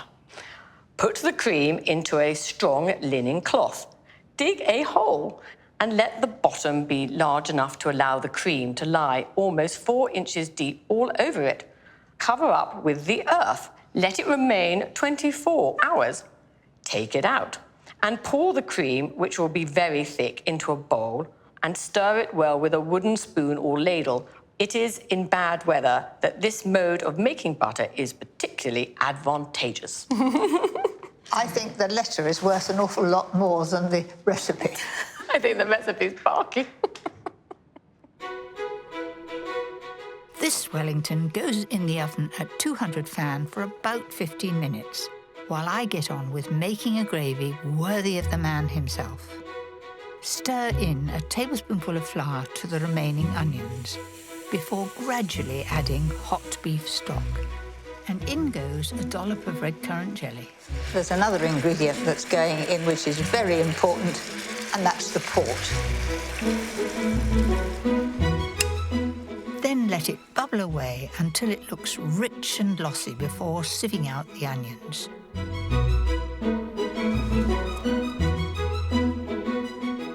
Well, Mary, here it is, and the smell was so good that I met two people outside who were very keen to be allowed to try some. Lovely to see you again, Roddy. Well, nobody knows more than you about venison and deer. Roddy is joined by head gardener Brian Cunningham, and I hope they're in for a treat. I think it's best to do it in thick slices. You'd rather have a thick slice than a thin one, I bet. Yes, right. It's going through like butter. I hope that it's beautifully pink. Oh, just look at that. Isn't that fantastic? Is that how it should be? You're the expert. Lovely. On this occasion, it's not going to be ladies first, it's boys first, because you're jolly hungry. Come on. It's funny, all the chaps like the gravy, don't they? But we have put quite a lot of port, and I know that you like a wee tipple from time to time. Not often you get Mary Berry to come and cook for you, is it? Well, I love to see the smile on their faces. That's what matters to me. It's very nice. I think I'll have some more. That's right. Come on. I think I've won over the head gardener Brian with my Wellington. And in return, he's kindly agreed to show me the estate's 8-acre pinetum, a rare collection of majestic trees. Planted back in 1848 by the 4th Earl of Mansfield, it's a magnificent example of the Victorian craze for collecting plants from around the world. But it all began in 1810, when the 3rd Earl employed an 11-year-old boy who would go on to become one of the most renowned plant hunters of all. So do you know the name David Douglas? I think I do. We've got strong ties with him because he was actually born here in the old village of Scone, and he served his apprenticeship here before moving on and eventually working for the RHS and doing a bit of plant hunting and exploration up in the northwest of America. And of course, that's a huge journey in those days. All to just bring us back some treasures. But what he's most famous for is his trees, and his forest trees in particular. So, maybe we should get out now and show you some of these, Mary. So we've got some noble firs, some grand firs. But this cracker here, this is the tree that I was wanting to show you. And what is it?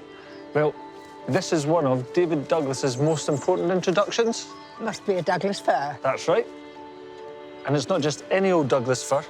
This is one of the first Douglas firs in the country, planted in 1834 by seed sent back from America by David Douglas.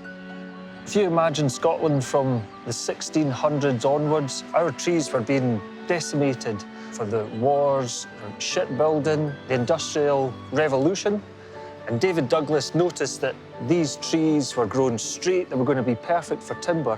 Brian explains that along with the Sitka spruce, the Douglas fir became the backbone of Scottish timber production, helping the country's woodland coverage recover from 4% in 1900 to almost 20% now. So we have to thank David Douglas. We certainly do. But he never saw the result. If he looked at Scotland now and the whole landscape is lots of forests of pines, he'd be very proud. He would be, and quite right.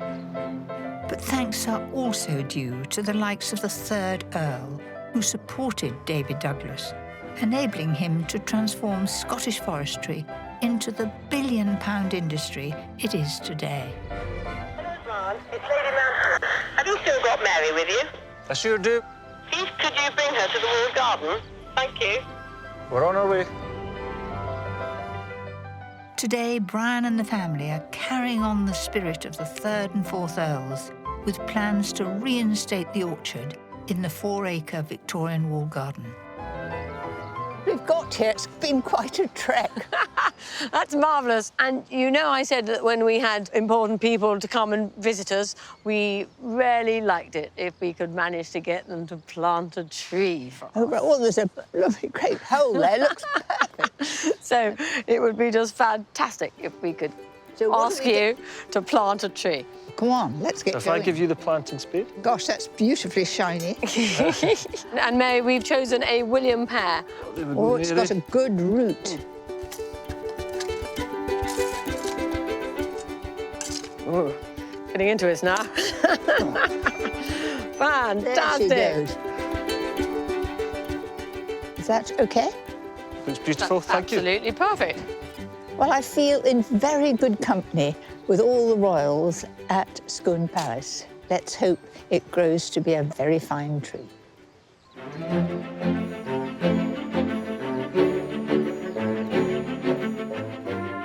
As my visit draws to an end, the palace is gearing up for what will be a real treat.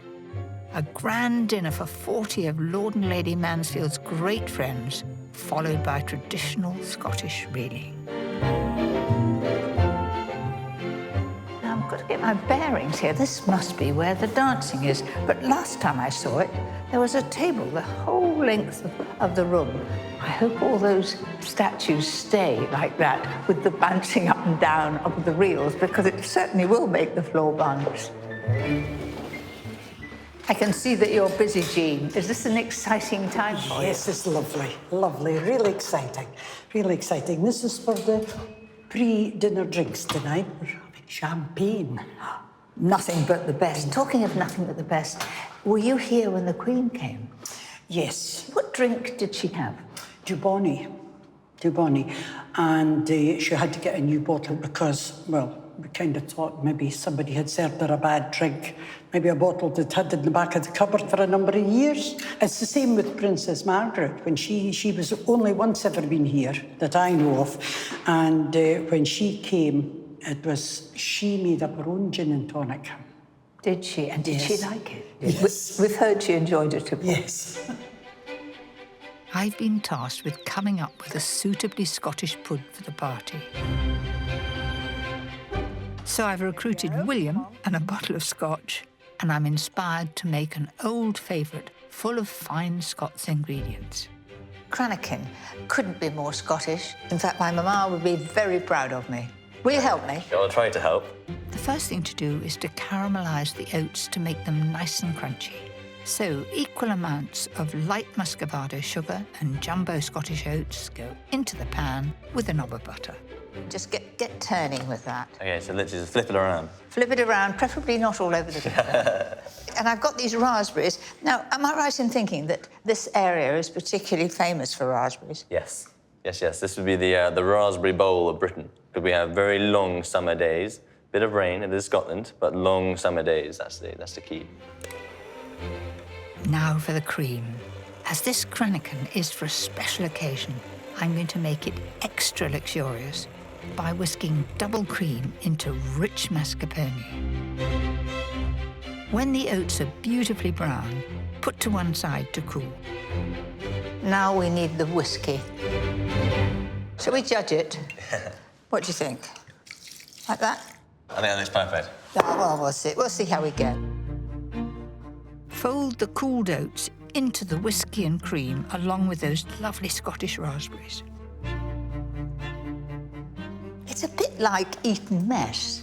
It is, yeah. But it's Scottish. Scottish mess. Scottish mess. It is really sheer luxury.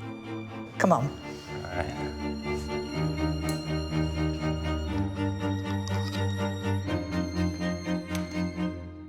I reckon you might have topped the chart with that. That's very good. And give us good energy for the dancing to come as well. And we need it. Or some of us will. always serve at the guest's left-hand side. Water and the wine at the guest's right-hand side. Down in the kitchen, Steve Gilroy, the head chef, is hard at work, and I can't wait to see what he's serving ahead of my pud for tonight's grand dinner. May I come into the chef's domain? Hello. What's going on, Steve? We're preparing canopies for the dinner that I believe you're attending. Lady Mansfield has said you're going to have venison in some form. Yeah, we have some lovely roe deer from the estate. It's the same dish that I done for Lord Mansfield's 60th last year. So it's well practiced? Yeah, it's well practiced. Oh, that's yep. good. And goodness gracious, what is this? This is a haggis bonbon, and it's with a whiskey jus. So you eat the haggis and then drink the jus. You don't want too many of those. No, well, it depends.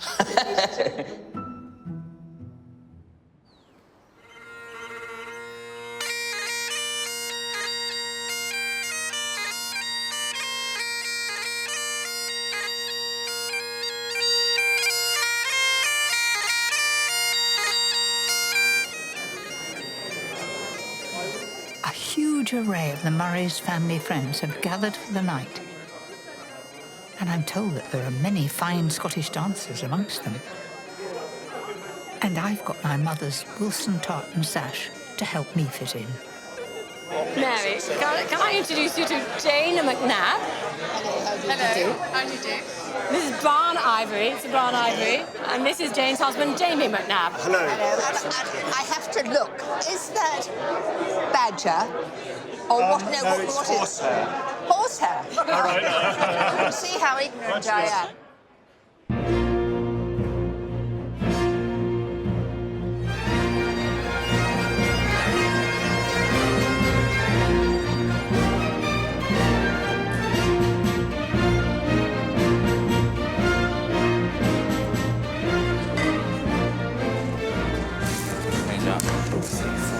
Except 14. Perfect. Come on, Ned.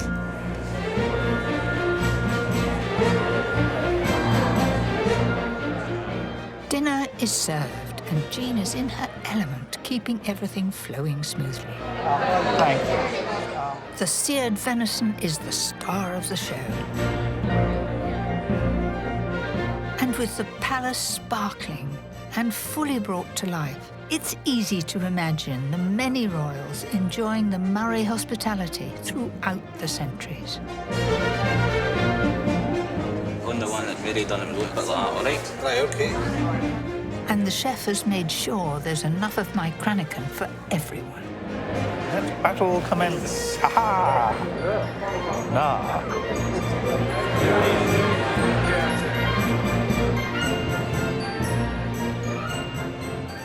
One day you will be the Earl of Mansfield.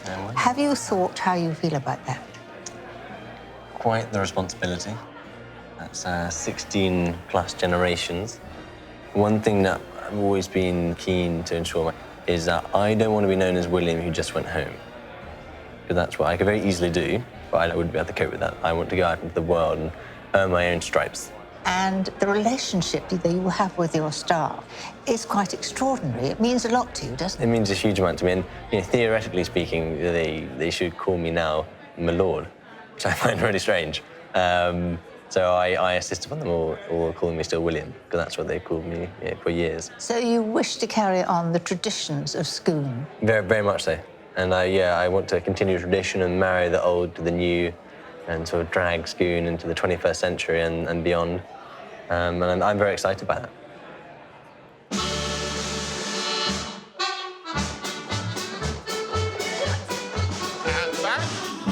It's all coming back to me, sort of. But what fun to be reeling again. Can we turn? And now to Will. It's been so wonderful to be here amongst all this incredible history at Scone. And get a taste of the royal pleasures that so delighted all the kings and queens who came here over the past 12 centuries. I'll never forget being given this one-off peek into the private side of this Scottish national treasure. And it's good to know that with William and his family and their loyal staff, its future is in safe hands.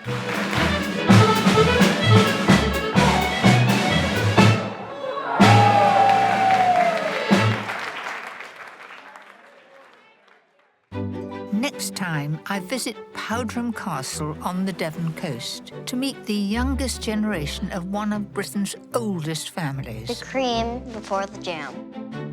Who are taking on the challenge of a great estate. There's an awful lot for you to do here, Charlie, and doing things a bit differently. The best thing about the staircase, obviously, is going down on a tray or on your bottom.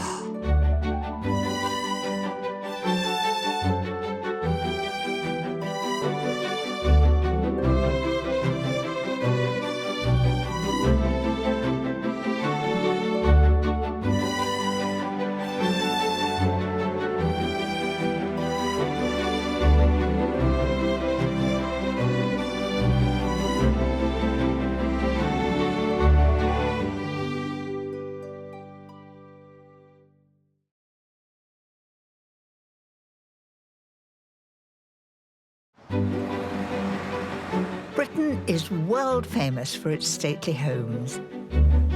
And when it comes to food, our country houses were the tastemakers. Curry and cockles, it's an absolute first for me. In this series, we'll sample delicious dishes. They look wonderful, Mary. And enjoy the lavish hospitality that these homes were celebrated for. It looks absolutely stunning.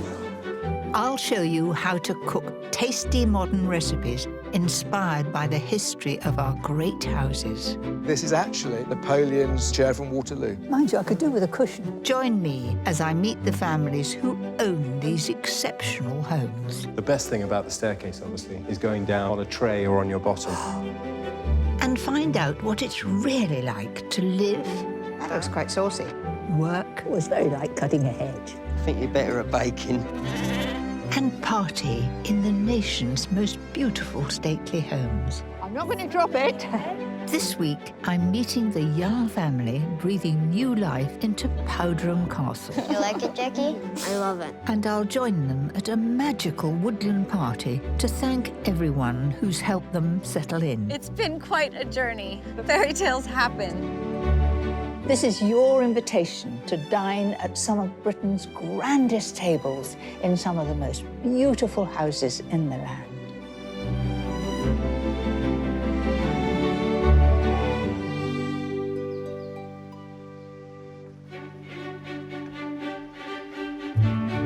I'm in Devon, just south of Exeter, crossing the great estuary of the River Exe.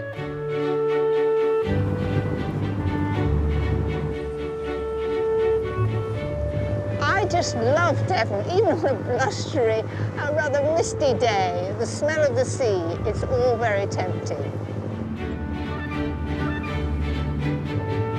And waiting to meet me is the Earl of Devon himself, Charlie Courtney.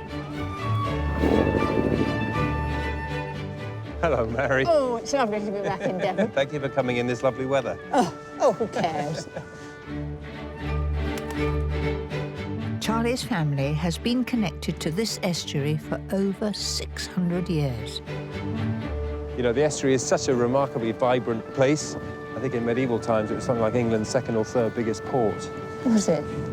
And so we were a French family, and all the trading from Exeter would have gone out to the south of France, to Bordeaux and around there, and they would have brought wine back and wool out. So it was very much a sort of trading estuary.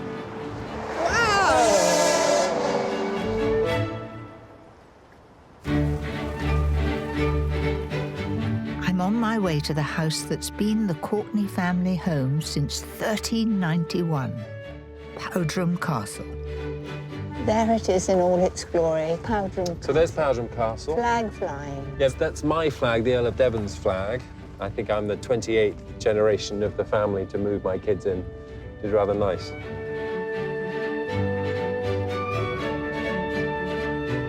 Well, I feel as though there ought to have been a drawbridge here. I know, well, we've stood down the nights from the top. Charlie inherited Powdram 2 years ago on the death of his father. Before then, he, his wife, and their 2 young children had been living in America for 11 years. Let's get in out of the rain and you Yes. can tell me more. And now, as Earl of Devon, he's become the custodian of one of the oldest aristocratic titles in the country. Welcome to Powdram. And a sprawling castle which has evolved over 6 centuries. So, Mary, this is the big dining room, which, for all its appearances, is actually the most modern room in the house. It was built by the Victorians, effectively to provide a really nice functional space to have big dinner parties, and it's one that we use a lot as a family for sort of Christmas dinners, Christmas lunches. I can just imagine this room as it is with a roaring fire. Oh, we've been out in all that cold. I know, it's a good place to warm up after a morning outside. And even though it's the most modern room in the house, it tells a very old story because it has, throughout the coats of arms on the walls, the family tree, effectively, dating back to Athon in the far corner, who was a French knight who fortified a town called Courtenay in France in about 1000 AD. So he was the original Courtenay. And you see the story of the family line ever since, up to William, who built the room in 1830. The Courtenay family have an impressive lineage. But now I want to meet the next generation. Come on through and meet the family. Mary, this is my wife, AJ. Hello, AJ. Really nice, and this is Jocelyn. Hi. I love the hat. And Jack, my son. So this is actually where you live, sort of within the castle. Yeah. It feels very cosy here. It is cosy. Yeah, it's actually nice and warm. And I recognise an American accent, is that right? Yeah. AJ and I met in a bar in Las Vegas. I was on a rugby tour, AJ was on a hen weekend. And the rest is Jocelyn and Jack. Oh, lovely. And how's England for you? The main problem is the weather. Yes. We're used to warm, scorching. Spoiled SoCal and when we come here, we're just like... But you've got the beauty of Devon. Yes. I most likely will need a bit of help later making a Devon cream tea. Can I rely on you two? I don't know how to make one. You know how to eat it. Cream first, then jam. Right, we'll have it that way. But now I want to see the rest of the house. Yes. Come on. Let's go through his door and explore the house. Powderham began as a medieval castle, but it was in the 18th century that the modern house took shape. From the magnificent music room for grand entertaining to the elegant libraries, this was a home designed to impress. And here's the staircase hall. What an extraordinary, glorious colour. Yeah, it's powder blue. It's a very unique colour. I interestingly had a call from a French count a couple of months ago asking to reproduce it in his French castle. So it's the powder blue, and people obviously seem to like it. What striking plasterwork. It was done by a couple of local Exeter craftsmen, but what you notice in the top corners, there's a different animal. There's a squirrel here, there's something like a stoat there. And a hare with great long ears. And birds, lots of birds. It's depicting the countryside. Absolutely, and it depicts the pursuits of people that lived in the castle when it was built. So 1750, you could see the musical instruments they were playing. A violin or something. It almost looks like cake icing, doesn't it? It does. Very beautifully done, too. Yeah. All that's missing is a lady coming down in all marvellous dress, billowing out. Imagine all the men standing here with their drinks, watching them all coming downstairs. The best thing about the staircase, obviously, is going down on a tray or on your bottom. When I was a child, we didn't have carpets on the stairs, and it was just a plain wooden staircase. You get really good speed going up down the stairs. Yes, because you couldn't slide down the banisters because you get stuck halfway. Yeah. On a tray would be a good idea. Great fun. I'll show you the marble hall.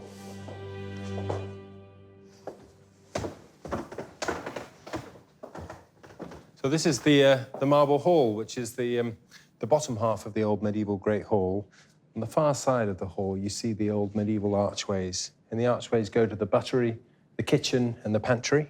And a whole meal would be processed from the kitchen down the corridor, through that door, to the big table up there. The whole purpose of the house was cooking and serving food. And entertaining. And entertaining, exactly. But there's no food coming from that kitchen now. No, well, we'll go and have a look and see if we can make something happen. Today, Charlie and AJ do their own cooking in their private family kitchen. But in the 19th century, this house employed over 30 domestic servants, including cooks and kitchen maids. The kitchen they worked in has been perfectly preserved. Mary, this is the Victorian kitchen. It is so lofty and big. And the copper, gosh, I'm glad I don't have to clean that. Yes, I mean, what's amazing about this space is it's been the kitchen of the castle since 1390, when the castle was built. So you can sort of think of 600 years of just preparing food and feasting from this kitchen. But in the 20th century, the grand entertaining came to an end. In the 10, 20 years after the war, you know, the butler left, housemaids left. My grandparents had to diversify, you know, generate an income and open it to visitors. And that was a learning curve, because you find out you need a tea room. Exactly. So here's my grandmother, Benicia, overseeing the baking of the scones. She'd have loved to have met you, Mary. You know, I couldn't come to Devon without having a cream tea, a Devon cream tea. Would you like to see my scones? I think they're very special. They're crispy on the outside and all soft and spongy in the middle. Oh, Mary, we would be honoured and would really, really enjoy to have some of your cream tea. There's nothing more tempting than warm homemade scones, fresh from the oven. This recipe is a classic. To please everyone, I'm making both plain and fruit scones. So for my scones, this is the recipe I've done year in, year out, and it seems to be a very good one. The ingredients couldn't be simpler. 450 grams of self-raising flour, then for extra lightness, 2 teaspoons of baking powder. 50 grams of sugar and 100 grams of butter. I've made more scones in my time than I can think of, because the ingredients you've always got on the shelf, they're very easy to make. Just rub it and lift the air into it until it looks like breadcrumbs. Next, I'm beating 2 eggs and adding milk to bring it up to 300 ml. Then I use a knife and I just work it in. It'll be a fairly sticky dough, and that's what I want, and I won't handle it too much. And the little bit that is at the bottom I'll use to brush over the scones to give them a nice shiny top. That looks like a nice sticky dough, not too dry. Now it's ready to shape. I've got some flour over here, so I'm putting my hand in there so that as I work it all together, it won't stick to my hand. Well, not too much anyway. So bring it together. And then onto a floured table, just tip that out. And I'm not doing an awful lot of kneading. I'm going to cut it in half. 1 half I'll keep for the plain scones, and the other half I'll mix with the sultanas. Knead those in. You don't really need a rolling pin, just pat it all over. Now, what I'd really like are 2 little helpers. Oh, there we are. How about Jack? You come here. Have you made scones before? No. No? Oh, what about you? Not really. So what I do when I'm cutting them out is get a little pile. And what you do is just do that, and it stops it sticking. Okay. And wriggle it like that, backwards and forwards. That's it. Oh, that looks a beauty. We'll pop the scones on a greased baking tray, flour side down. Right, now, we want them with shiny tops. A little bit on each one. Try not to get it too down the sides, because if you do, it sticks to the tray. So, Jocelyn, when you came from America, what was it like to come over here to live in a castle? Did you ever get lost? I got lost for 20 minutes trying to find the kitchen for breakfast. I expect there are many places to play hide and seek. Yes. A lot. My parents have said that we probably shouldn't play it because once one of my friends got very much lost. Gracious. Our scones are ready for the oven. Bake them at 200 degrees fan for about 10 minutes until they're crisp and golden. And then for the ultimate test. Serving our Devon cream tea Yay! to the Earl and Countess of Devon. That is amazing. Or Mum and Dad to Jocelyn and Jack. Now what goes next, A well-made Chelsea? scone. The cream before the jam. Cream before the jam. This is because we are in Devon, is that right? Yes, we were doing some interviews for positions, and Charlie put the question, cream on top or jam on top? If they got it wrong, I just couldn't save them. And the first recorded account of a cream tea, apparently, comes from the archive of Tavistock Abbey. Following a Viking invasion in 997 AD, they knocked down the abbey. And in order to rebuild it, they employed a number of craftsmen. And it was the Earl of Devon, a predecessor of mine called Otherwald. He ordered them scones, cream and jam. Well, that is a good heritage, isn't it? Proves we invented it, not the Cornish. That's quite a claim.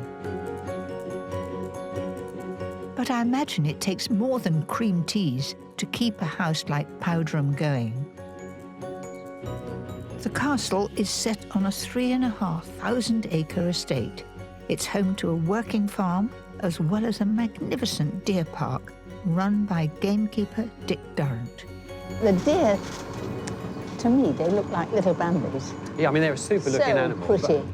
Dick started looking after the deer here nearly 20 years ago when Charlie's father was still Earl. The deer herd originates from post-English Civil War, so about 300 years. And so it's kept going through all the family, through all the generations, and is continuing. So Yes, nothing changes. Exactly. I mean, that's part of the reason I really enjoy working in this landscape, is that you're working in a piece of almost living history. And because it's been in the same family ownership for the past 600 or so years, it has changed, but still looks incredibly similar.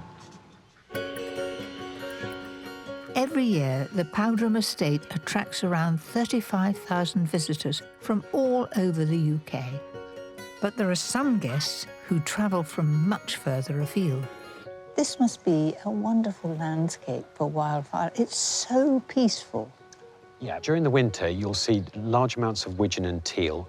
The birds nest in the northwest of Russia. Gracious. Yeah, no, So they come all that way to Yes. here. Yeah, the comfort of our winter. Do you shoot any of the wild duck? Yeah, we do shoot a very, very small percentage of them each year, which we would take away and eat, obviously. Duck has been on the menu at Powderham for over 300 years, but you don't need to live on a country estate to enjoy it.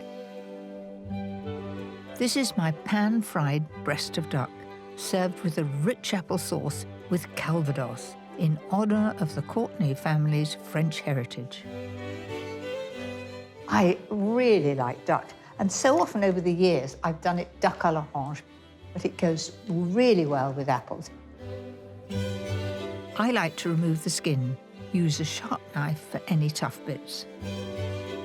So that's come off very nicely. Season the duck breasts. That's it. Then fry them in a hot pan for 4 minutes on each side. Right, that looks a bit all right. Lovely colour there. Turn it over. That smells pretty good. Once they're evenly cooked on both sides, leave them to rest for 15 minutes. And resting is all important. Why? Because the heat that you've had on the outside will go on cooking, and also it makes it more tender. Then it's on to my apple and calvados sauce, made with eating apples. I'm going to do it in butter because I want the buttery taste. There's a tiny little bit of residue from the duck, and that will help to give a little bit of brown to my apples. Gently cook the apple slices until they're tender and golden. Now that's getting soft, but not quite. The reason why I wouldn't use something like a Bramley, a cooking apple, because it gets to this stage and it would be a beautiful buttery mush, and I don't want that. I want to have a bit of texture within the sauce. I reckon we're there. Now leave the apple to cool. That's it. Then it's time for the star of my sauce, Calvados. Of course, Calvados is apple brandy. I'm using 100 ml, and I'm just going to evaporate that just until it's half. That'll drive off the alcohol. Mind you, that smell, it makes me think of Christmas. It makes me think of special things. It's lovely. Once the Calvados has reduced by half, it's on to the next part of the sauce. 100 ml of stock and 200 ml of apple juice. Add to the pan and reduce again. I want the sauce to be slightly thickened, so I'm going to do that with corn flour instead of flour. It gives a more translucent look to the sauce.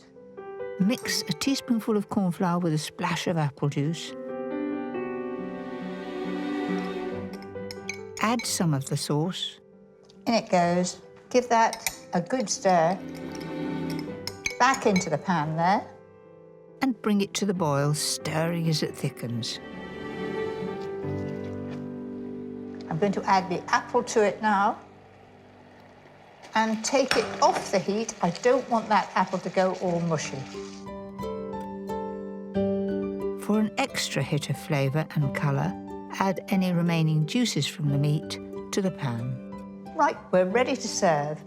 I want it to be a gentle pink, and I think that's just what I've achieved, and I'm rather pleased about that.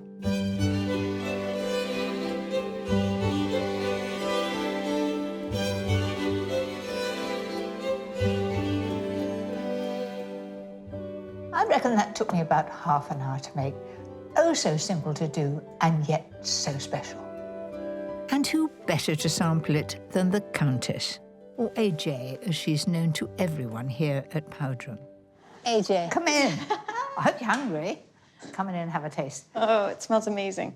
I feel very lucky right now. It's perfect. The sauce isn't too rich. That you can No barely cream in take there, the... no cream it's at all. Perfect combination. So how did you come to be Countess here when you've come from America? I met him at a bar in Vegas. I had organized a bachelorette weekend. A hen weekend? A hen weekend. And I was on a TV show at the time, so I could get a really cool suite. You were doing a show, so you were acting? Yes. Before she moved to Powdram, AJ enjoyed a successful career as an actress in America. Over the years, she starred in shows including Seinfeld, My So-Called Life, and Baywatch. So, as an actress, you were in a bar. And I looked across the bar, and I smacked my girlfriend, and I said, that one, yum. I can see you saying that, too. Well, who wouldn't?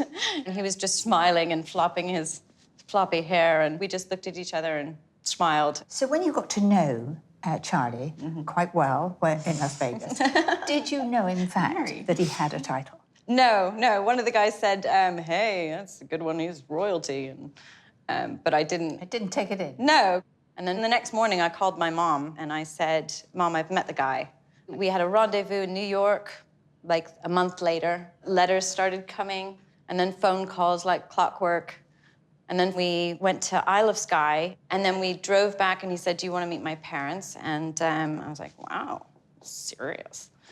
And we show up at this house, and it's like this long driveway, then these amazing gardens, and then this stone castle comes up, and I was just like, this can't be for real. And it still happens where you look out and just go, it's magic. That is a truly romantic story. I can only guess what it must have been like for AJ moving to this very different world and taking on this vast house with centuries of history and tradition. Today, she's invited me to share some of the remarkable family stories she's discovered. What splendor. Well, this is the state bed, the place where Charlie's father was born. When Charlie and I first got here to the house, we started walking through rooms and opening drawers and just seeing what's where. And we found this. Come see. Hundreds of love letters. And these are from Charlie's grandparents, from Christopher to Venetia, and from Venetia to Christopher. So they met when Venetia was married to the Earl of Cottenham, his cousin.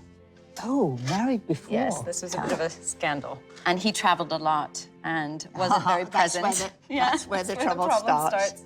And this is a beautiful picture of Venetia. And she was a very striking woman. Had Beautiful her eyes. skin. Yeah. And this is Christopher. So they met and fell in love and had this passionate romance. And these are all the letters before they got married. You see it. Look at this one. My wife, my best armchair, my private sanctum, our home. Very intense, very romantic. I mean, it's just fantastic. No. They are ripped open. Look at the tops. No, You and can they're- imagine, they're- I'm so excited. The letter's coming. I want to know what's inside. Yes. This is from Christopher. I could not sleep. It was 10 o'clock, and I asked your picture if it could help me. It is marvelous how I can have a conversation with you when we are miles apart, and how you seem to put new life into me and help me always. It's all very touching, isn't it? It is. And he had just inherited Powderham at age 19 after 3 relatives passed away in succession. Then finally they got married and they could be together, and they were in the house together for 1 month, and then he got called to war. And what happened to him? He Was had a it- brutal war. And he was never the same after the war. It's a real drama. It's a real life love story. And it's something we relate to, because I wouldn't be here if it weren't for Charlie having written me love letters. And then this we have in the other room. Would you like to see some coronation robes? I'd love to. In 1953, Christopher and Venetia attended the Queen's coronation.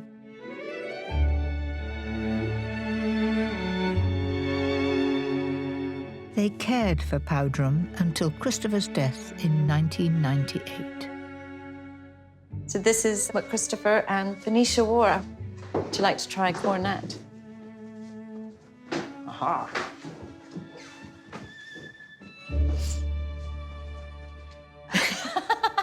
Are you sure? Go for it.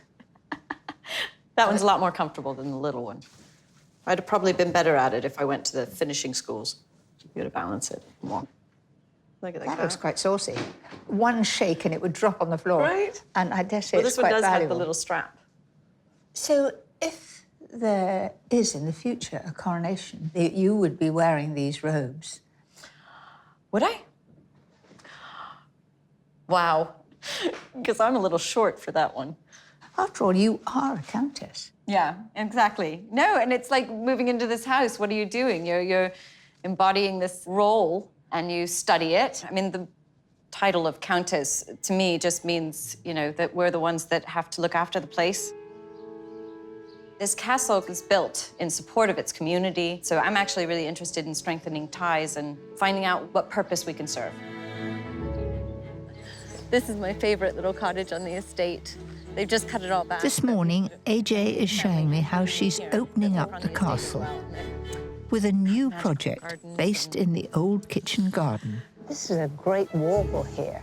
Yes, this is the walled garden. So this supplied the house with all the food and everything, but in modern days, they've kind of been used for charities, and this has become very, very magical place. Powderham recently invited a local charity to take over the old Victorian greenhouses.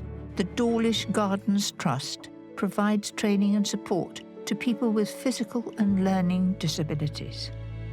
Hi, Jeanette. Would you like to meet Mary? Nice to see you. Good Hello, to see Mary. you. Hello, Jeanette. Yes, it is. Yes. If I can introduce the guys that we have here. We have Natasha and Caroline. They are both deaf people, and Caroline is also deaf-blind. It looks as though you're planting pumpkins. Why pumpkins? In the castle, they have treasure hunts. For the visitors. So lots of kids come. And when they complete the treasure hunt and get all the questions right, then they can have a pumpkin to take home. And be able wonderful to have such great helpers. Yes, and it's also wonderful. We have a great space to offer, and they're growing all the vegetables to feed all the animals here. In the beginning, when we first came, we were just in 1/3 of the section, but we worked so well that we actually moved into the middle section. You'll see all our people busy out there planting and picking. Yep. They've done mosaics and crafts and photography, and it's just a wonderful space. And this is something that I see Powderham doing so naturally. You know, it was built to protect and serve its community, and we feel very lucky to have them around. As a thank you to everyone who's helped them recently, AJ and Charlie will be hosting a special party during my visit. Oh, just what I need, and they're beautifully young. I think that'll be about enough. And I think it would be lovely to use some of their own delicious veg in a recipe I'm sure everyone will enjoy. This is my refreshing midsummer salad. Along with tender broad beans from the greenhouse, I'm using asparagus, figs, and goat's cheese, all drizzled with a Dijon mustard dressing. Start by pudding the broad beans. Then it's on to the asparagus. Cut off the tips and slice the stalks diagonally, which I think is an attractive touch. So all those I'm going to cook in boiling salted water for 3 minutes, just until they're tender. Cook them any longer and they'll lose their colour and they'll lose their flavour. Pop them in boiling water, season well, and after 3 minutes, they'll be ready. They should be a beautiful, bright green colour, but to keep that colour, they need to go straight into cold water. Next, I like to take the cooked broad beans out of their skins, if there's time. And then when you get inside, look at that, it's a beautiful, bright green colour. Then take some ripe figs, cut off the tops and slice them into quarters. Now I've got some little gem lettuces. Just take off the base of that, and then leaving the root on so it holds together, just cut it in thin slices. So that's our base. Arrange the lettuce on a large plate, add the figs, some of the mixed salad leaves, and a sprinkling of colourful micro herbs, followed by the blanched beans and the asparagus, and pepper and salt. You're certainly going to get lots of textures here. You'll get a bit of crunch from the asparagus, and those beans have still got texture. Now take some goat's cheese, cut off the rind and crumble it over the salad. The cheese gives it a real lift and a lovely flavour.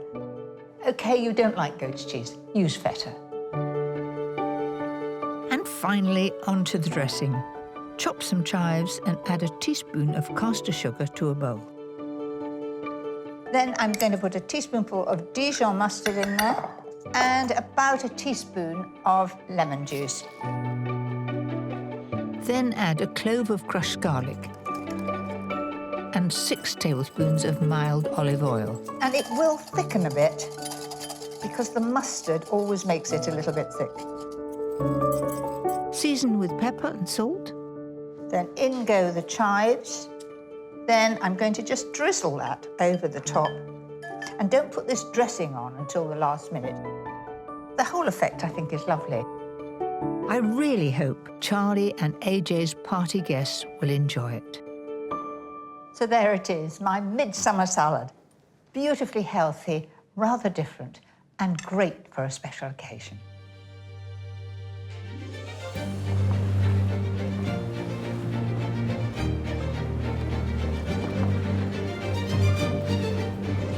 We've got a bit of This is great. a storm brewing. It's quite fun, isn't it? Lovely. For centuries, Powdram has been defined by its location on the estuary of the River Exe, a place for both trade and for pleasure.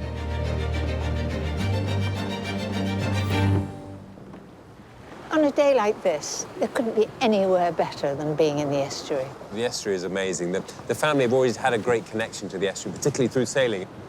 Powdram was always approached from the sea back in the days, and there was a harbour right in front of the castle before they built the railway line that overlooks this amazing main road, effectively, up and down from Exeter out to the sea.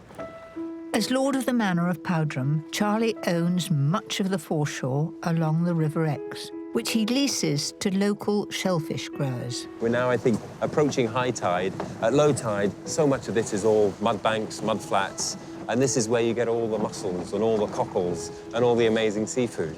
But people pick all sorts of shellfish down here. It's an absolutely lovely source of food. As we come up, we're coming towards the Star-Crossed Yacht Club, and the Yacht Club has been sailing this estuary since at least 1770s. It has a claim to being the oldest sailing club, the oldest yacht club in England. It was formed originally in the village of Starcross by an ancestor of mine, William II Viscount, along with his friends. And in the 1950s, they moved from Starcross up to the old Powdram boathouse. The founding members of the Starcross Yacht Club started a number of unique Powdram traditions which still survive to this day. So, Mary, this is one of the earliest illustrations that we have of the castle from the estuary.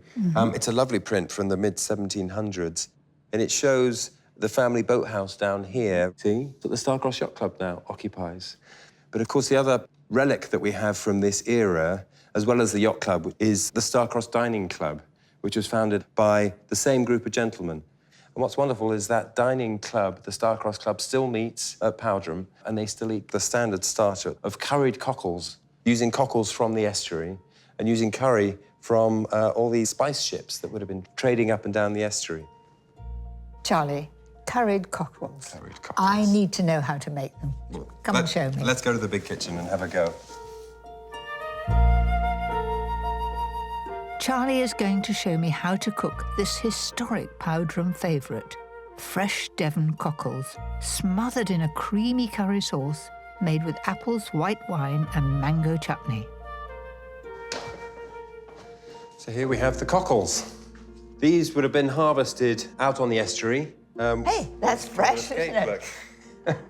I have to confess, I have never cooked cockles. I've only had them in the East End in a sort of cup, and I can remember them being frightfully tough. But this is interesting. Charlie starts by frying a large onion. We now host the cockle dinner here, which And is the how curry many come? cockles. 20 to 30 people. Some new family names, some old family names, the farmers and the landowners, and they all meet and talk about what's going on. And the first course is always this. Always curried cockles. Now we need to add the famous spices. Charlie is adding garam masala, cumin, ground coriander, and for some heat, 1/4 teaspoon of cayenne pepper. So this is the curry sauce, and of course curry, when this was first made in the 1770s, was just becoming popular as a sort of preservative of food in English cooking. And it often disguised flavours that had passed their... Yes. You know, the fish was getting a bit stinky and they'd put the curry powder in to disguise it. Exactly. Now, add a generous splash of white wine. Shall I do that for you? Do you want to slosh Yeah, it? I'm Please pretty do. good at sloshing the wine in. 150 ml. Exactly. Perfect. And plenty left for us. I'll pop that to one side. Then add 600 ml of fish stock. Shall I stir while it goes? Stir while I pour it in. As that starts to thicken, pour in 150 ml of cream. Devon knows about the cream. Then chop 2 eating apples. So that will be coming to the boil and the apple goes in. The point of the apple is to thicken up the sauce a little bit. Now let the sauce simmer for a while and reduce. Right, the next ingredient is some mango chutney. And Charlie is being pretty generous with it. Never be shy on a mango chutney. That's far more than most people would add, and I think you're quite right to do it. And it just adds that little bit of sweetness to it. Then add lemon zest, the juice of half a lemon, and season. Should we add the cockles? Go on, then. The cockles should be cooked in advance, soaked in water for several hours, then steamed or boiled. I mean, it depends on whether your guests mind a bit of authentic ex-foreshore in their meal, but if they don't mind it, it's actually quite nice to have them sort of a little bit gritty. This is ready, isn't it? We just need to add a little bit of garnish. We got some coriander and some parsley, and then we'll serve it on a bed of rice. Curried cockles. That's an absolute first for me. That's brilliant.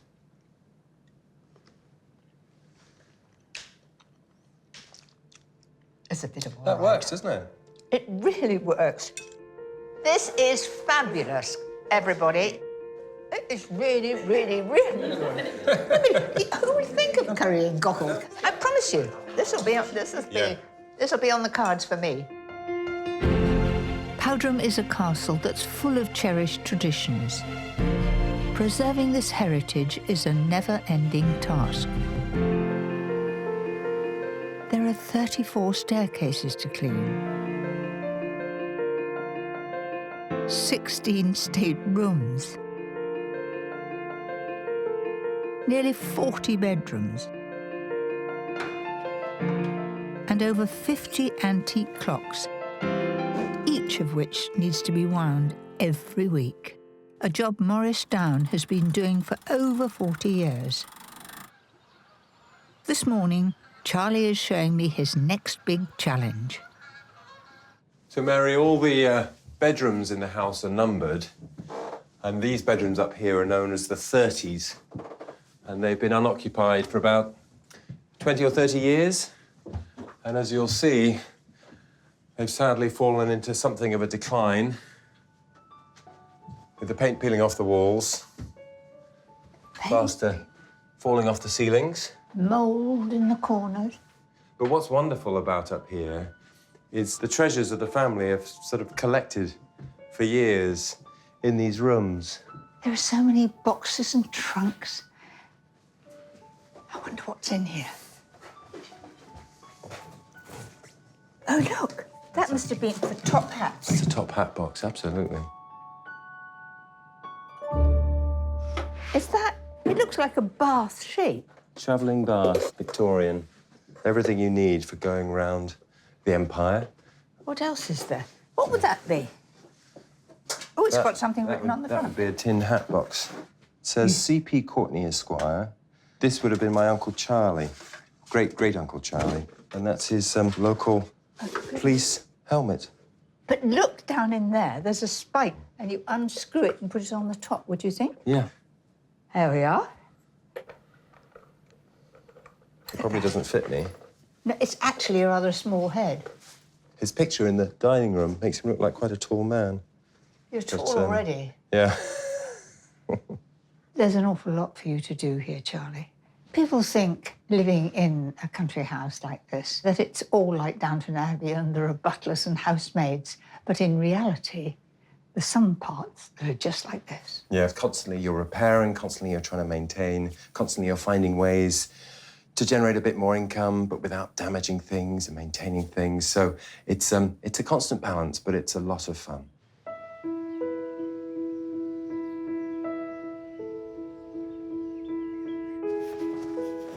Do you know, this house is like a maze. I could so easily get lost. I'm really glad you're with me. I know, it's amazing. When you bring even experts around the house, they all find themselves getting lost and disoriented because the house is so many different eras and so many different histories all sort of combined together. And there are all these amazing doors here, and then every now and again, they'll add a secret door as well, which takes you somewhere completely different. Goodness And this is a little servant's passage that takes you from the landing of the staircase through to the minstrel's gallery. Oh. So this is the minstrel's gallery. You can sneak in and no one knows you're here. And there are some lovely holes in the panel here that were made by my grandfather when he was a boy to be able to see what the grown-ups are doing up here. So, Mary, here is the anteroom, which is the room that leads into the libraries. And in here, we not only have a few secret doors, but we also have a secret window. Oh, and the whole place lights up. So, Mary, here we are in the libraries. Now, there's a wonderful secret door in the second library. You're going to have to find it. I'm looking for a little cut-through. It sort of must be in this section. Ah, I can see here that it's all cut away. Is that right? That's it. Now you've got to find out how to open it. Oh, don't tell me. I want to find it. You're getting warmer. I wonder if there's a button to press. Ah, there's a gap. Maybe I put my hand in here and pull. Yeah? There's a handle at the end, just like a door handle. Exactly. I can't imagine what it's going to reveal. Do you know, it's the most beautiful romantic room in pale pink and turquoise. Oh, can I go through? Please do.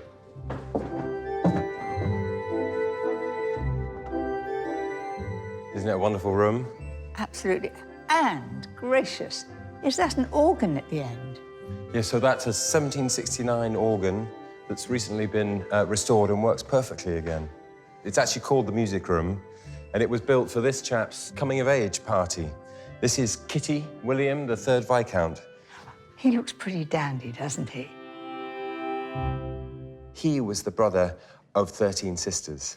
He must have been spoilt rotten by them. Exactly. Kitty's father died when he was only a teenager, so he very much became the man of the house. And of course, when he came of age, he wanted to make a real statement, and he threw a 3-day party over a weekend that we have the most amazing records of in the archive. We have some of them over here on the table. That looks like an invitation.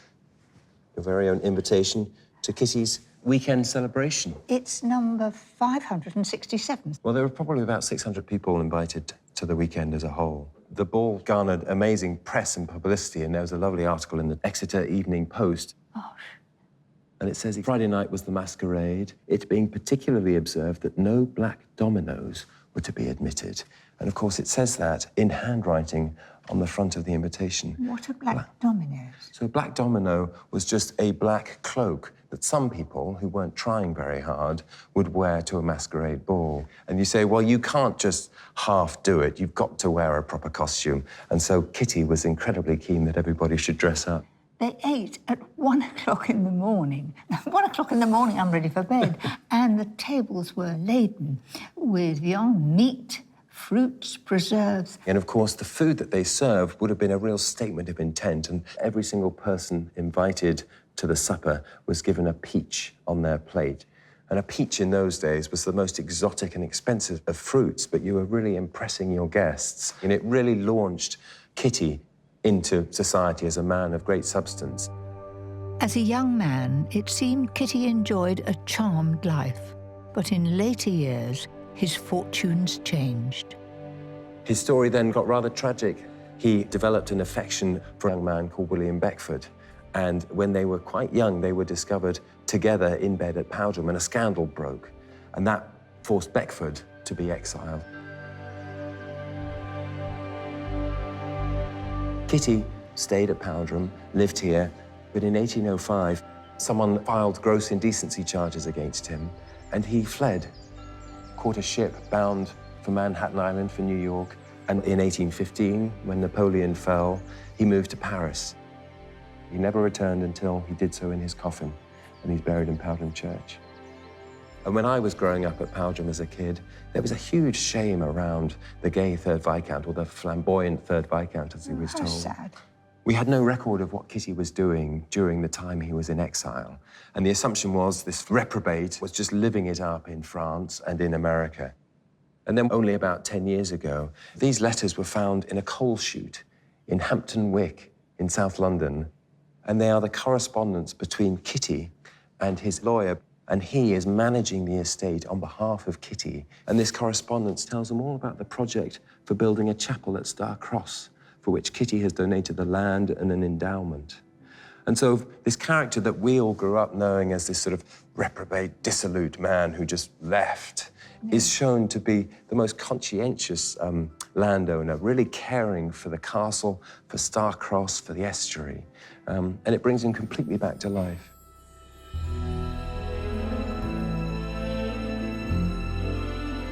Celebrating Kitty's story is just one of the ways Charlie and AJ are breathing new life into Powdram. It's been exactly 2 years since they took over, so tonight, to mark the occasion, they're having a party, and they've chosen a venue that was dear to Kitty's heart. AJ, where are you taking me today? Well, I'm taking you to a very special place. It's one of the treasures that I feel is a hidden gem because it hasn't really been open to the public. I get really excited going this way. It is. It's really lovely coming down here because it's almost like a tunnel of trees.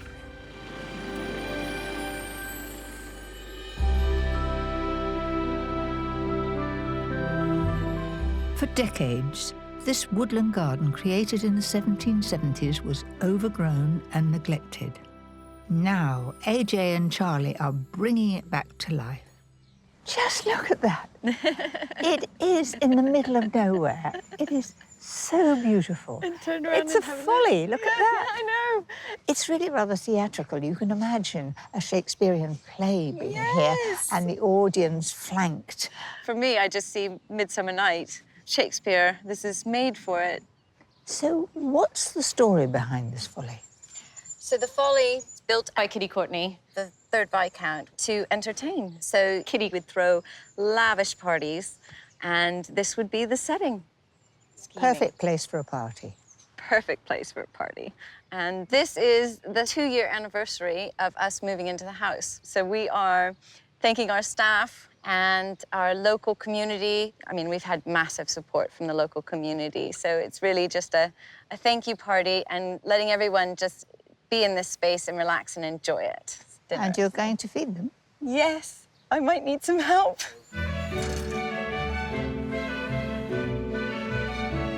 The garden is being transformed into a magical space for this special celebration.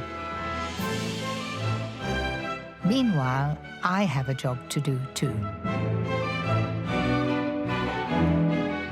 I'm making a luxurious fruit pud using fresh Devon ingredients inspired by Kitty's extravagant birthday party.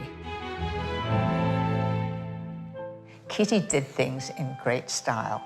He gave everybody a peach, which was a sheer luxury at that time.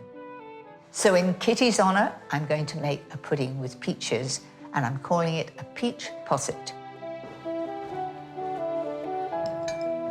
First, I'm going to skin 6 ripe peaches. I'm going to drop them into boiling water and then loosen the skin, just like you do for a tomato. As soon as the skin starts to loosen, plunge them in cold water to cool down. Then it's a matter of just peeling them gently. And doing it like this means, can you see, you get that lovely mottly pink colour. If you try to do it with a knife, you lose all that. Next, chop the peaches into cubes. I'm going to add a couple of tablespoons of light muscovado sugar. That gives it a nice tinge of gold. And then some brandy.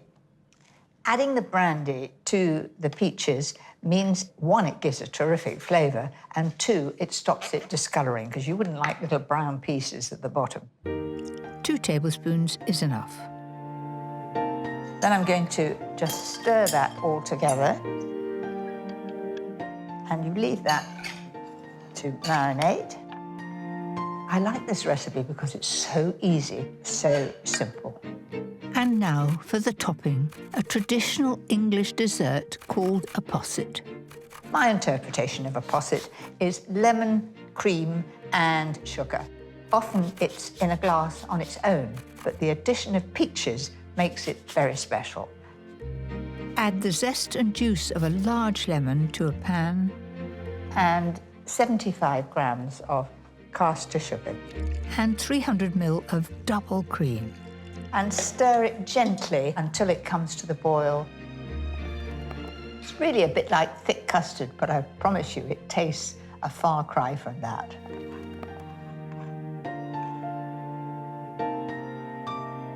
As soon as it's bubbling, take it off the heat, pour that into the jug and let it cool.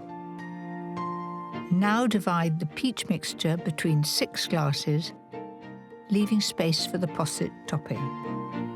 Make sure that they are pressed down so that the liquid is level, and that means the posset won't run down the side. I like it when there's not too much of this lovely, rich, lemony topping and masses of fruit underneath.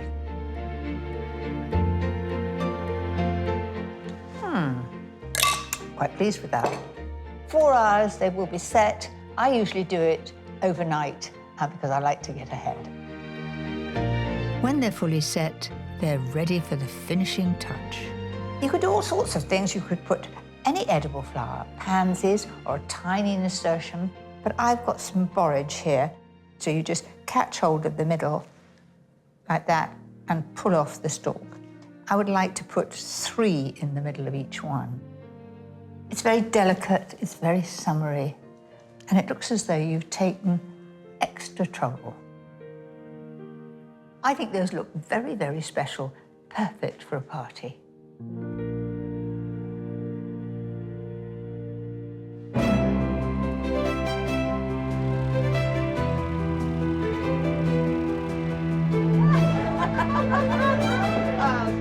The time for the celebration has finally arrived.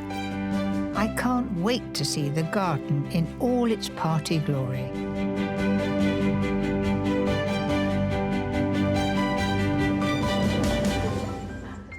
Hi, Mary. Isn't this enchanting? You've worked so hard. And look, it's all laid. How many are you expecting? About 3 million. Are we? Oh, so Running a place like Powdram requires a huge team effort. Are you excited? Yes. Mary, this is Anita and Lise. Hello. Two local families who have sort of helped us out over the past couple of years an awful lot. Friends, family, staff and neighbours, everyone who has helped Charlie and AJ since they took over has been invited to this very special celebration. And there's a wonderful feast in store for them.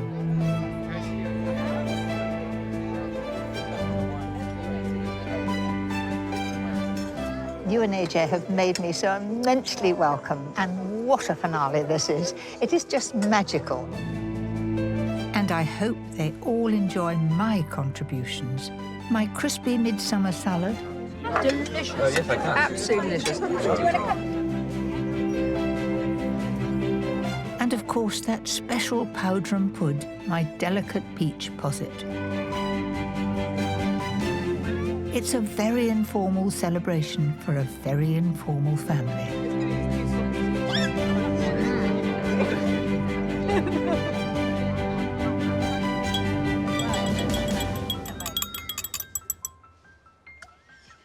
It's the 2-year anniversary of Charlie and I driving up with the kids in a moving van to a castle. And I want to thank all of you for being a part of our adventure. And it's true. Fairy tales happen. Cheers to all of you. Yeah.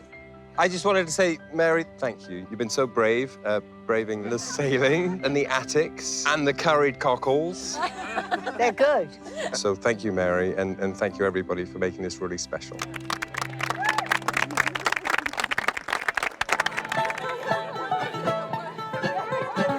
I've loved every minute of my visit to Powdram, a very different stately home. It's a place with over 600 years of history and tradition, both a family home and the heart of a vibrant community. And it's wonderful to see how a new generation is keeping it safe for the future.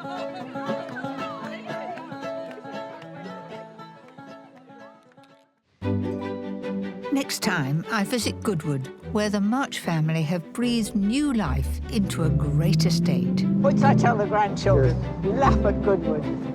I get to peek below stairs. So here we go, Mary. This is where I keep my secret stash. And beg for a magnificent cricket tea. So fresh. If it falls apart, it's not my fault.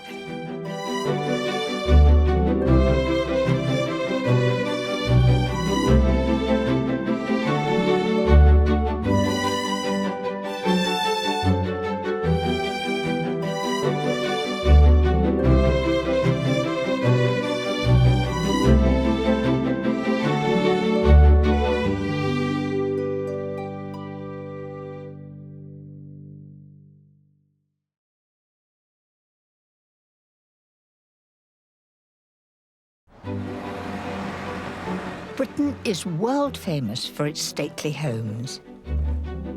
And when it comes to food, our country houses were the tastemakers. Curry and cockles. That's an absolute first for me. In this series, we'll sample delicious dishes. They look wonderful, Mary. And enjoy the lavish hospitality that these homes were celebrated for. You look absolutely stunning. I'll show you how to cook tasty modern recipes inspired by the history of our great houses. This is actually Napoleon's chair from Waterloo. Mind you, I could do with a cushion. Join me as I meet the families who own these exceptional homes. The best thing about the staircase, obviously, is going down on a tray or on your bottom. And find out what it's really like to live... That looks quite saucy. Work... It was very like cutting a hedge. I think you're better at baking. And party in the nation's most beautiful stately homes. I'm not going to drop it. This week, I'm visiting Goodwood, home to a unique family of innovators in sport and farming. Hello, my little beauty. And I'll be baking for a classic English cricket tea at one of the oldest cricket clubs in the world. And do you like strawberries? Yes. There we are. This is your invitation to dine at some of Britain's grandest tables in some of the most beautiful houses in the land.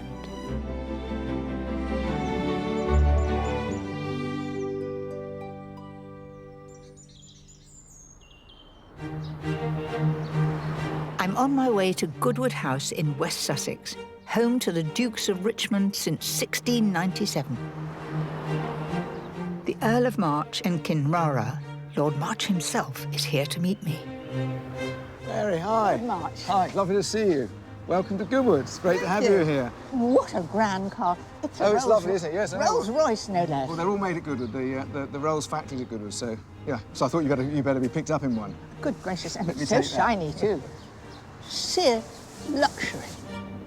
Lord March took over the running of Goodwood from his father, the 10th Duke of Richmond, in 1994, after a career as an advertising photographer. You've taken on a great legacy, but how did it all start at Goodwood? Well, Mary, the first Duke was the illegitimate son of Charles II, and he bought a house here in 1697, and he bought it for the hunting. Set in 12,000 acres, Goodwood occupies a magical position against a backdrop of the Sussex Downs. Just look at that. Isn't that amazing? It's a great house for entertaining. It's got these two very big wings, which you can see one of them we're facing, and then the private wings over to the left. But it was, of course, built to entertain.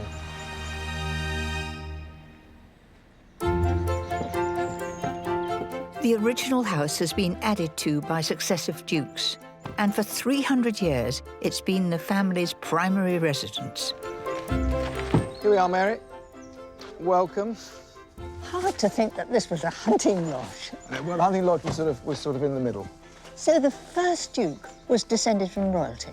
He was, and he had many privileges too, being the king's son. He had a fantastic allowance, which enabled him to do much of this.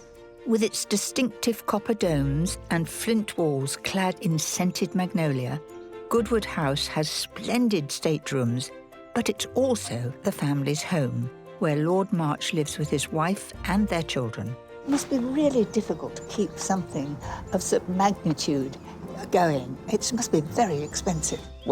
Well, it certainly it requires quite a bit of effort for sure. But we're very lucky. We've got all these activities, all these sports. Lord March and his family come from a long line of innovators. For the last 350 years, they've made their mark on everything, from horse racing to cricket, motorsports and farming. And I'm here to discover how their pioneering history has shaped Goodwood as it is today. We've got a very big thing going on down at the motor circuit, which I've got to disappear to in a mo. So I've asked Monty to come and look after you. Hello, Mary. Good to see you. Nice to be here. Welcome to Goodwood. Great, Mary. So I'll catch up with you later at our big party tonight. Thank you very much. Fantastic. Hope you have a good afternoon. Thank you. My visit coincides with a banquet tonight in honour of the start of the motor racing season, and it will end with a cricket match, naturally accompanied by a sumptuous cricket tea. Thank you so much. You know, I could get used to this. I'm sure you do could. Do tell me, what are the main duties of a butler here? Well, the main duty for me is to look after Lord March and the family. That's why they employ me. I'm here to make sure that their life runs smoothly. The other side is to make sure that all the guests that he invites, they have a great time when they come and stay with us. I know it can be really intimidating coming to a house like this and being invited. Coming up those steps and you come into here with all these wonderful pictures, you need a little bit of comfort behind you. You do. These pictures that I'm looking at all seem to have horses in them. I'll just put my glasses on and I'll explain to you a little bit. Whilst I've been here, I've had to learn a little bit of history of the house. Right. Because invariably Lord March is late. Is he? So, yes, because he's got a lot on his plate, He no has, wonder. he certainly has. So I thought it would be poignant if I'd learnt a little bit about the house, and then I can tell the people while they're waiting. So they're all by the master painter Stubbs. These 3 paintings were commissioned by the 3rd Duke, who'd met Stubbs in London and invited him up to stay at Goodwood, and he actually stayed here for 9 months. The Chalkton Hunt, which is the first one that he painted, which was a little village just over the back of the racecourse. And anybody who was anybody in society went to that hunt.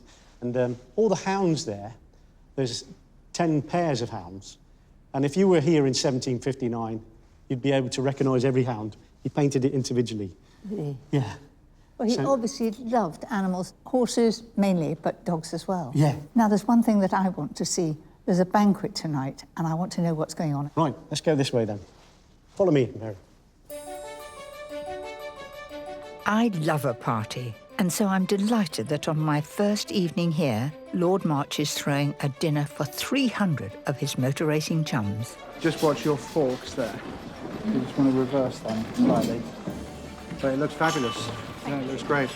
Well done. The dinner's a bit bigger than I'm used to hosting, but I imagine if you've got 48 staff beavering away behind the scenes, it's no problem. Good gracious, that looks like real... Wait a minute.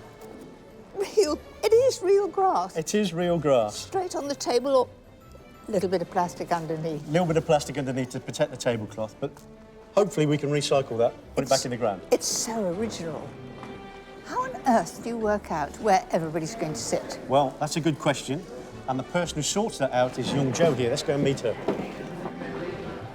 What a task you've got. How do you do it? Well, Lord March does all the table plans himself. What, for 300 people? Yep. So do you know where I'm sitting? You're just down here next to Lord March. Next to Lord March? Next to Lord March. Oh, I better mug up on my racing. Now, I'd like to see the kitchens. Do you think they're quite ready? Just a few steps from the grandeur of the dining room, the chef in charge of tonight's menu, Mike Watts and his team, are hard at work. What are we having tonight? So we've got some mackerel, which is great, down from the south coast of England. And then for the main, we've got some pork belly, which is from our own farm, which is very nice. And the pork belly, is it very slowly cooked? We cook the pork belly for about 24 hours overnight. Bit of crackling, some black pudding, some applesauce, very classic.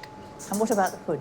And then the pudding is a chocolate marquise, which has got some pear running through it, a little almond paste on the bottom, and then that's going to be served with a poached pear and a salted caramel kind of mousse. I think everybody's going to be chuffed to bits with all of that. Fingers crossed. Mike's clever to have chosen a cold first course. It's a trick I always use at home. It means you can spend more time with your guests. Thanks, Colin. I'll get in behind you.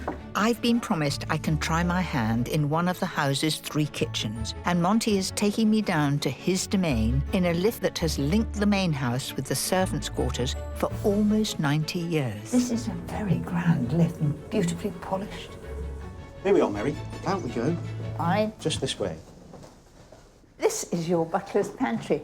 It feels really cosy in here. It is lovely and cosy, and I knew you'd like to cook, so here we are, the ideal place to come and Do you cook. know, I can't wait to get going. Inspired by tonight's big do, I'm going to show you how to make a cold starter of smoked salmon, asparagus and quail's eggs, which is one of the quickest ideas I know. First of all, I'm going to cook the asparagus, and I'm going to do the eggs in the same pan, so I've cut down on the washing up. So this asparagus, I want it in slightly shorter pieces, and I want it all tender so you can eat the whole thing. So I'm just going to break these off. I can hear that coming to the boil, so I better be quick. In it goes in one go. I'm going to put just a little salt in there too. That's it. They only need a couple of minutes to soften. And look what a wonderful bright green those are. Then run under cold water to keep that vibrant colour. I'm boiling the quail's eggs using the same water for just 2 minutes, so the yolks stay soft. Now I'm going to make the dressing, and the dressing is very easy, but it's very piquant.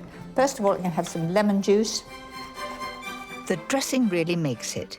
In go pepper and salt, lemon juice, light muscovado sugar, Dijon mustard, and oil.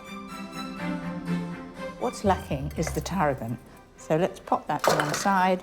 And I expect I should be using about 3 sprigs like that. Finely chop and in it goes. Remove the shells when the eggs are still warm. It's much easier. Roll them with your hand like that, and you can feel the little crack. And then just get your nail underneath, gently pinch it to start. And look, that comes off like a dream. I've got some lovely, beautiful smoked salmon here. And rather than putting it on flat on the plate, which is boring, I'm going to put it just like that. So that's the start. Now bring it all together. Finish the whole thing off with a drizzle of that flavoursome dressing and a sprinkle of celery salt. So there you have it, a very elegant way of having smoked salmon, fit for a country house.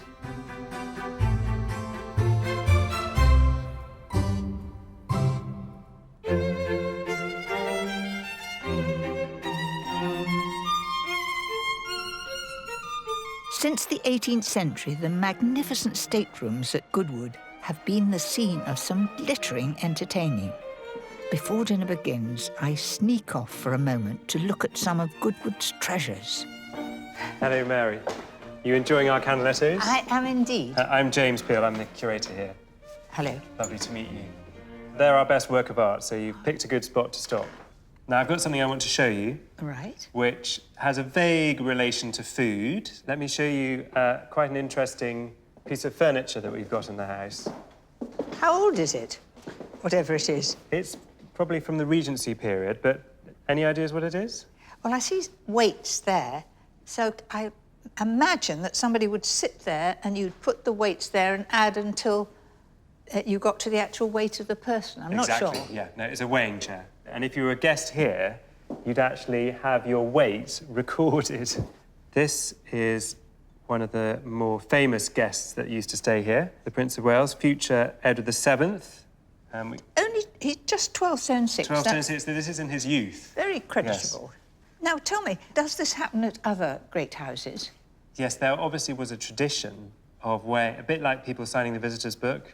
They had fun just weighing each other. I think I'd rather sign the visitor's book. Hi, Mary. Hi. I'm so sorry I abandoned you. That's all right. I hope you've been all right. They've been looking after you. He has indeed. We haven't had the opportunity to be weighed yet. My weight is between me and my maker, and there's no way I'm going on that. Quite right. We've all avoided it for years. Anyway, the party beckons. We need to go through. I'm ready. I'll take my drink. Okay. Yes. Thank you. Come with me. See you later.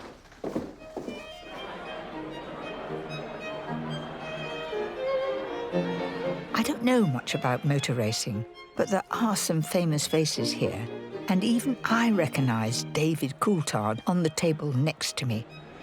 And you love entertainment.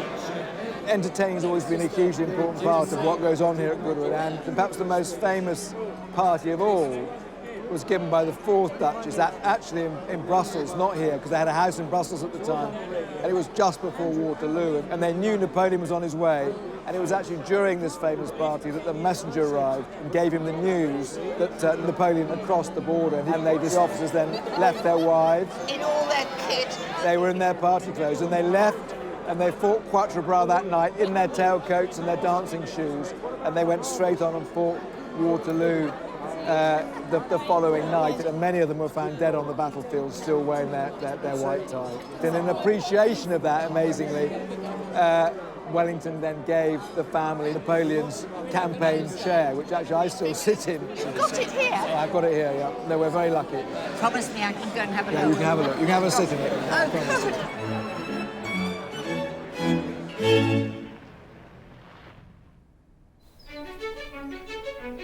With a day at the motor circuit ahead, Lord March always starts with a good breakfast, and I've got just the thing.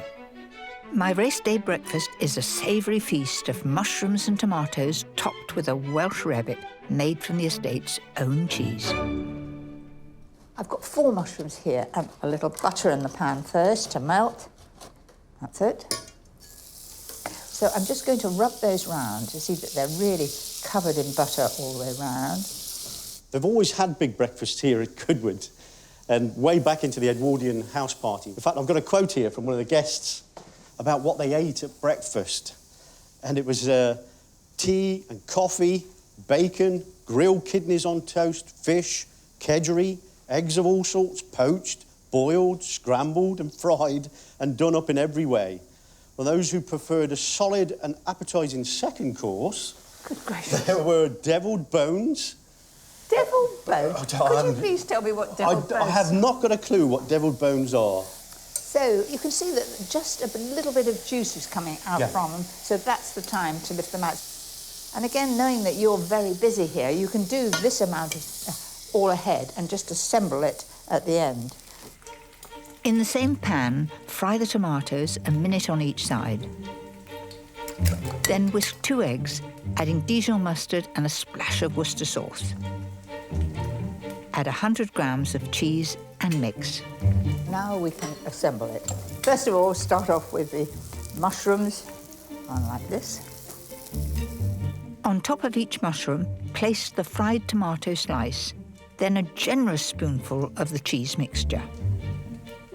There we go, Looks all an absolute done. treat. So that'll be absolutely delicious and not too heavy, and you won't need any of those devil bones afterwards. We certainly won't. To finish off, grill for 6 to 8 minutes, or until the cheese is melted and lightly golden. There we go, Mary. They look a treat. Don't they just? There we go. Right, so I'll start plating up. Oh, I'll just get my cuffs down, ready for serving. Look lovely. at that then. Perfect. Right, now that plate's very hot. OK. So how long will it take you to get up those stairs? Just a couple of minutes. Well, off you go. I might say I like the idea of having a butler. He's very efficient and I know he'll do it well. Good morning, my lord. One racing breakfast. Oh, Monty, fantastic. There we go. Thanks a lot. It looks delicious. I do hope it's going down well with Lord March. I'm going up to join him in the family dining room, which gives me a chance to use this fabulous lift again. Mary, hi. Lovely to see you. That was absolutely fantastic. Come and Has sit it down. built you up for the day? Delicious. God, it certainly has. I've eaten far too much. Monty's been telling me about the Edwardian breakfast that seemed to go on forever for glorious Goodwood. But now you have many more sporting events. We do, yes. I mean, Goodwood's very unusual. We have all these sports that have been going on here for over 300 years. Various members of the family have been kind of developing their own passions, and those passions turned into these great sports we have here. Horse racing, motor racing, golf, flying, shooting and cricket is our kind of mantra. And golf is not your favourite sport, but... That's very unkind. Come on. But motor racing is, isn't it? Well, cars I've always loved. My grandfather built the racetrack here after the war, and it became a big event each year over Easter. And he sadly closed that in '66, much to my fury as a small boy. Well, let me just show you. It was an amazing... I wish I'd been there. Sadly, I wasn't. So that's my grandfather there at the very first Goodwood meeting, September the 18th, 1948. Oh, look at them. Event. They look like little toy cars. Yeah. Well, these are little 500cc. That was like the first car Stirling Moss ever drove. And in fact, Stirling won that actual race. It was his very first motor race ever, and he won it here in one of those little cars. It was pretty hairy stuff. You can see, and the crowd are incredibly close. And there's sort of no bales of straw or anything to stop them hitting the crowd. My grandfather was a good artist too. He loved drawing little things in his albums and his books. And let me just show you these. These are rather charming. Oh yes, all black and white, of course. But he left Oxford early, and much to his parents' horror, he started racing fairly seriously. And some of these are really charming. This is one of my favourite pictures of him. He was about 9 here, yeah, and he was mad about flying. You can see he's built himself a little aeroplane out of boxes, and he's sitting in it pretending he's flying. How charming. lovely. And also in his own handwriting here, that's lovely. So he was a very good designer too, and this was a little Wolseley Hornet he designed. Perhaps the nicest car he designed. I've actually got one of them. It's an AC, 1930s AC, lovely thing, and hope I might be able to take you for a ride in it later. That would be most exciting. Gracious. Thank you.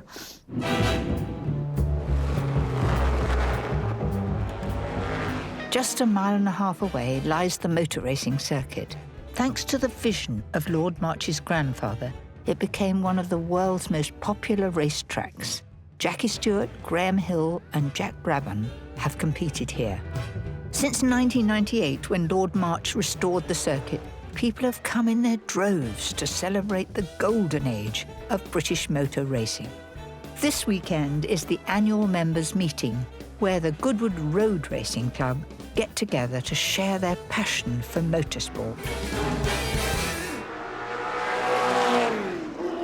So I'm going to pop you in this lovely old AC of my grandfather's. Oh, isn't that fantastic? Oh, it's lovely, isn't it? So it's a 1934 AC that he designed. So come in, pop it in here. In you go. Wow. I think I'll ditch that. Yeah, I'm going to take the roof off in a second, I think. So if you've got a scarf, that might be good. I have. Woo! It's Just quite room a for squeeze. one little one. Thanks. So find the keys now. I feel a bit like the Queen with her scarf when she's rusty. Haven't worn one of these for years. There we are. Perhaps we Do I have a set prayer off. here? Yeah, we hope it goes.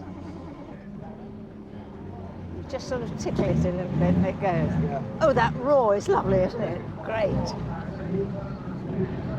There we are, we're off.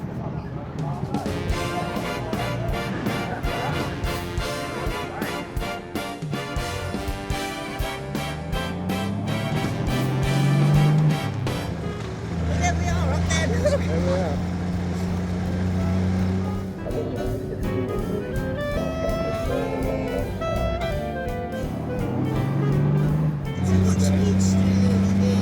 Let's get up to. The big cars are doing, they're doing 100 something through here. And I'll show you in a minute, on the main straight they're doing like 170. I'd rather not. You can have a go if you want. Lord March has brought motor racing back to life at Goodwood, and two events, the Festival of Speed and the Goodwood Revival, are now an essential part of the motorsport calendar. I think many people would like a lap at Goodwood. That was fantastic. Survived. It's one of the most exciting moments I've had. Good, no, it was fun. Which I tell the grandchildren. Lap at Goodwood.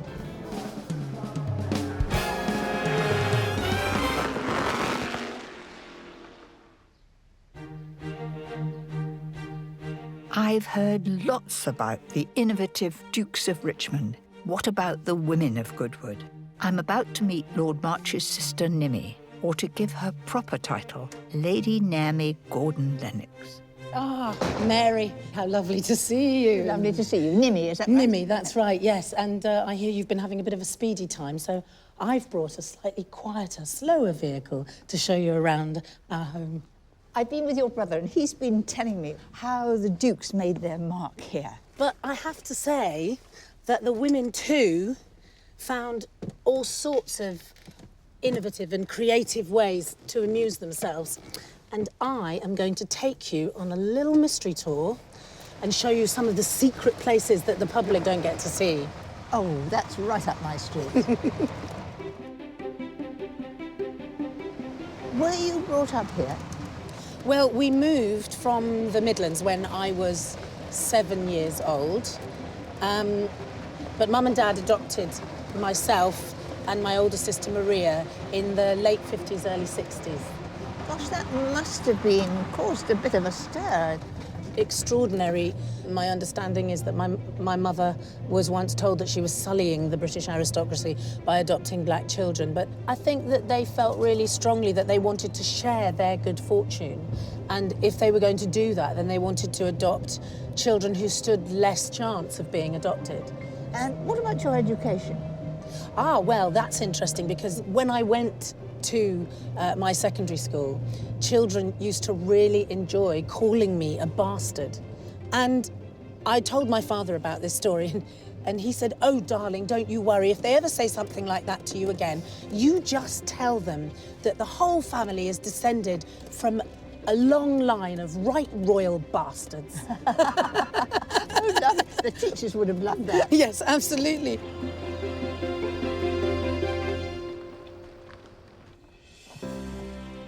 So, here we are.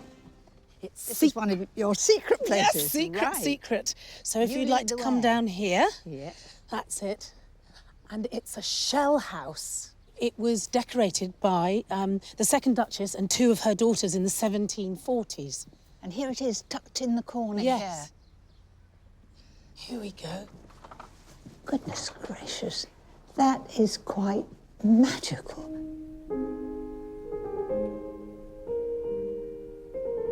All shells from all over, and in an amazing shapes and patterns.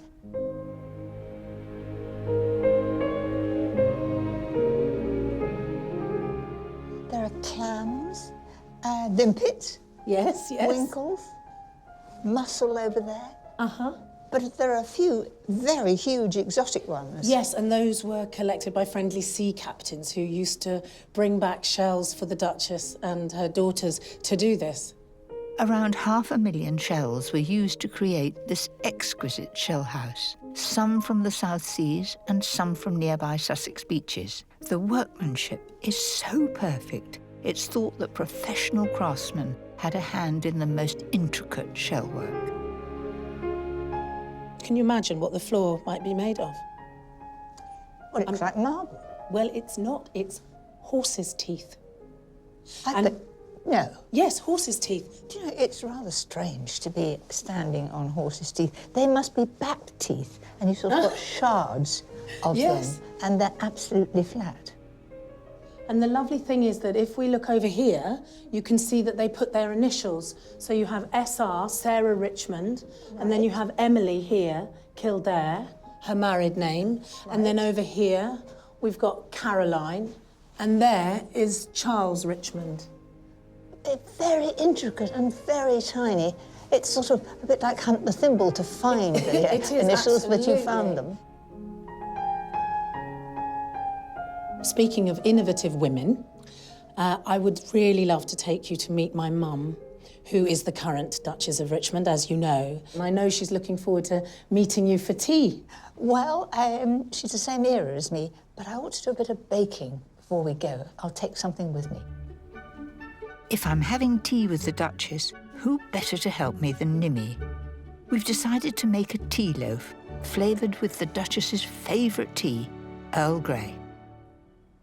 So here, I've got 175 grams of currants. So in they go. You could use mixed fruit, but I quite like to put quite a lot of sultanas in too. So that's another 175 going in there. And then you just simply pour the tea over the top and let it soak overnight. That's it. Lovely. So I'll pop this at the back. So this has been soaking overnight. Now that's really plumped up. Gosh, look at that. Juicy. Especially if you make it sort of midsummer and you had fruit you brought in for Christmas cake. It gets a bit dry, so it's very good for plumping it up.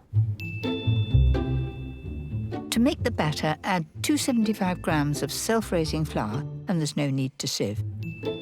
In goes 225 grams of light muscovado sugar and 1 large egg.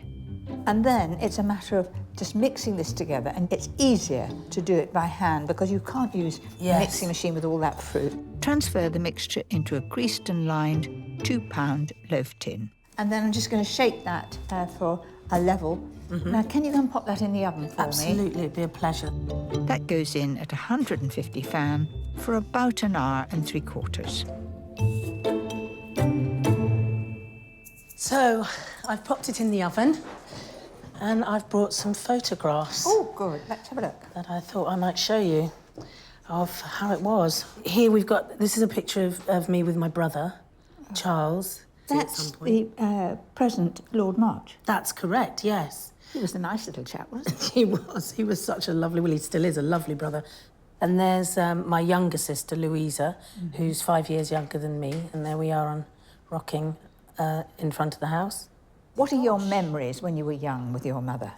Well, I don't know whether it was an instinct, but she was already by that time wanting to use organic and healthy and as unadulterated. The food needed to be as unadulterated as possible. I realised that if it weren't for the organic seed that she planted, then we wouldn't have this beautiful farm that we have at Goodwood. And this is Mum.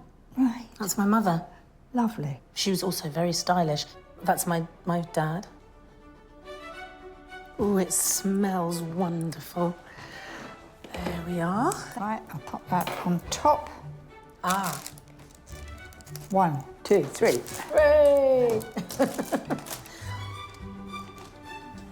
I'm going to just tip it. OK. It's still quite warm, obviously. That's it. There we are. So there's no chance you're not going to have any now. We've got to let that get cold, and then it needs cutting. And lots of unsalted butter on it. Oh, lovely. I know Mum will love it.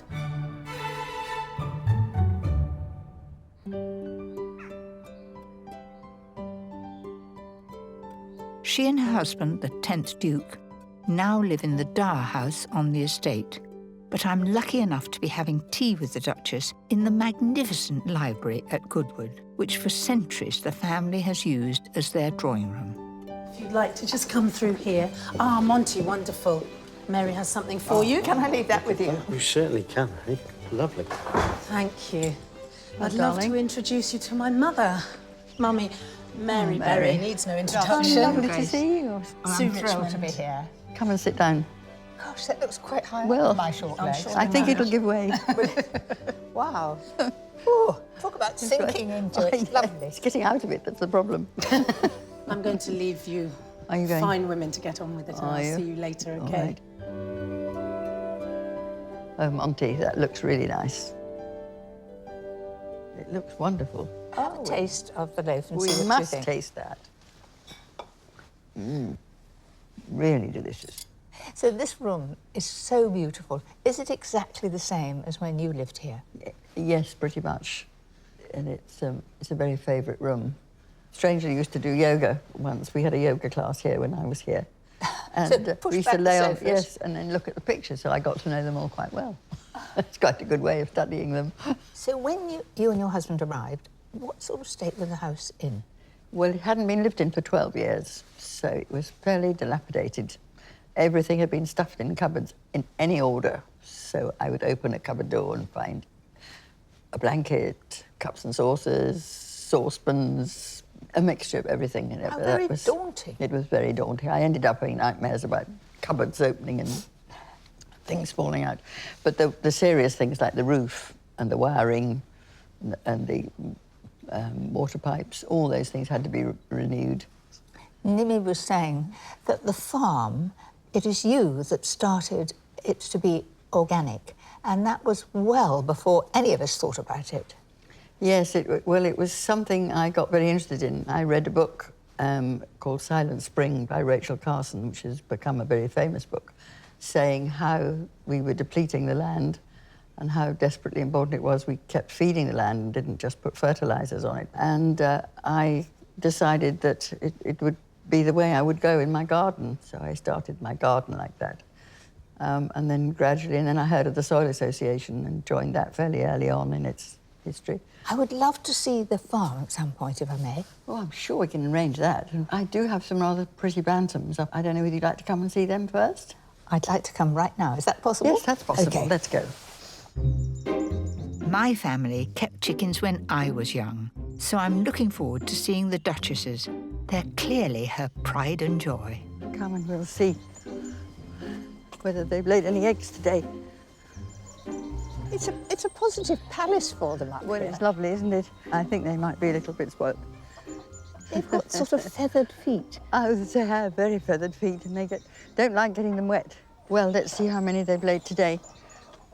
Oh, we've got 5 today. So They're that'll very be good. little, aren't They they? are, aren't they? I reckon they're about 2 to 1 hen's egg. So if you're cooking, That's very useful, because I plan to make a sponge cake, and the yolks are a good colour, aren't they? They're wonderful. The cake will be a really superb colour, I can promise you. And that'll all be for the cricket tea. That's a wonderful idea. Do you think they'll come over? Where have they gone? Go on, girls. Come on. Tuk, tuk, tuk, tuk. Come on. Come on. Good girls. Come on. Now, I always believe that you can use an egg as soon as it's laid, and the white holds together and you get more volume from it. Yes, I think you do. But is that right? When you want to have a hard-boiled egg and you want the shell off for a picnic, That's another then that's another story, isn't it? There we are. Shall I just hold that while you open That's the gate? Lovely. I'm really looking forward to seeing the farm. I've heard so much about it. The Duchess has arranged for farm manager Tim Hassel to show me around the 3,500-acre farm. It's had organic status since 2004 and now produces award-winning milk, cheese, meat and even beer. So That's a bit of a welcome. So, Mary, these are our Sussex cattle, born and bred on the farm, and only eat the food that we've produced on the farm. Obviously, all our grass is organic, but we've also got the downs as well, which are natural chalkland grasses that have been there for centuries, and that's where the Sussex have been thriving for all those years. They all look so contented and happy. That's how we like to treat our animals from birth to finish, you know, really. It's a quality of the life while we're looking after them that's paramount to what we do. We move our pigs quite often, so the pigs in our system do a very good job of fertilising and also eating all the weeds, the docks and things like that. So we're moving them from one field to the next on a regular, constant basis. It's the flock of Southdown sheep which have been here the longest, almost as long as the family themselves. There you go. Hello, my little beauty. Oh, they smell lovely. Nick Page started as shepherd here when he was just 16. She's got quite a different little face here. So what are you up to with this? I'm just getting her ready to take a showing. We're just teasing the wool out, and then what we'll do is we'll come along with the shears and we'll just take the loose ends off. Right, now you show me, I'll have a go. Yeah. Just hold the sheep's shears flush to the sheep.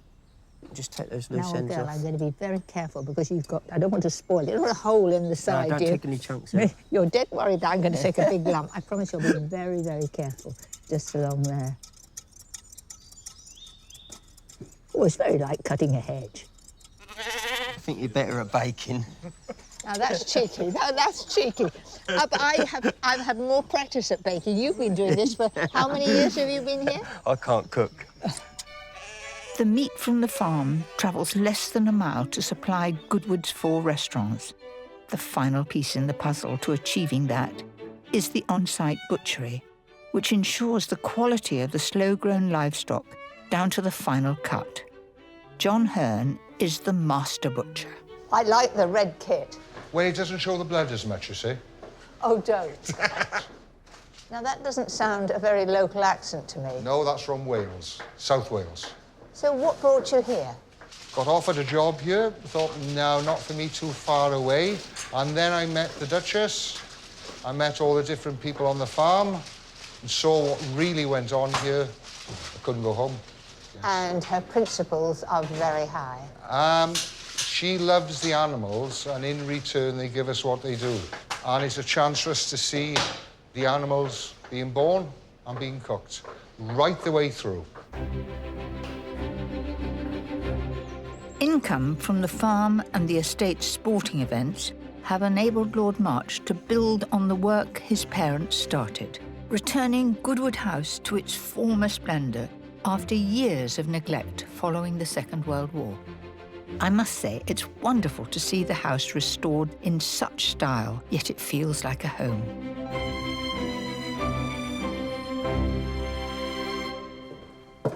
Oh, hello, James. Hello, Mary. What have you got in store for me there? Well, now you're in the yellow drawing room. It is absolutely amazing, isn't it? It's lovely, isn't it? Totally yellow, but very subtle. Yes, and we've got a brand new carpet, which we've had delivered literally a few weeks ago. So you're one of the first people to tread on it. It's so pretty, but it's unlike a tapestry. You're sinking into it. Well, it's got 32 different colours, and it's an exact copy of the original, which you can actually see in this photograph here. This is the room in 1904, and as you can see, the arrangement of the furniture was a lot more cluttered then. Anyway, we're just pausing in here, but actually the place I really want to show you is the dining room. Talk about gilding the lily. Well, this is the Egyptian dining room, and this is the main dining room in the house.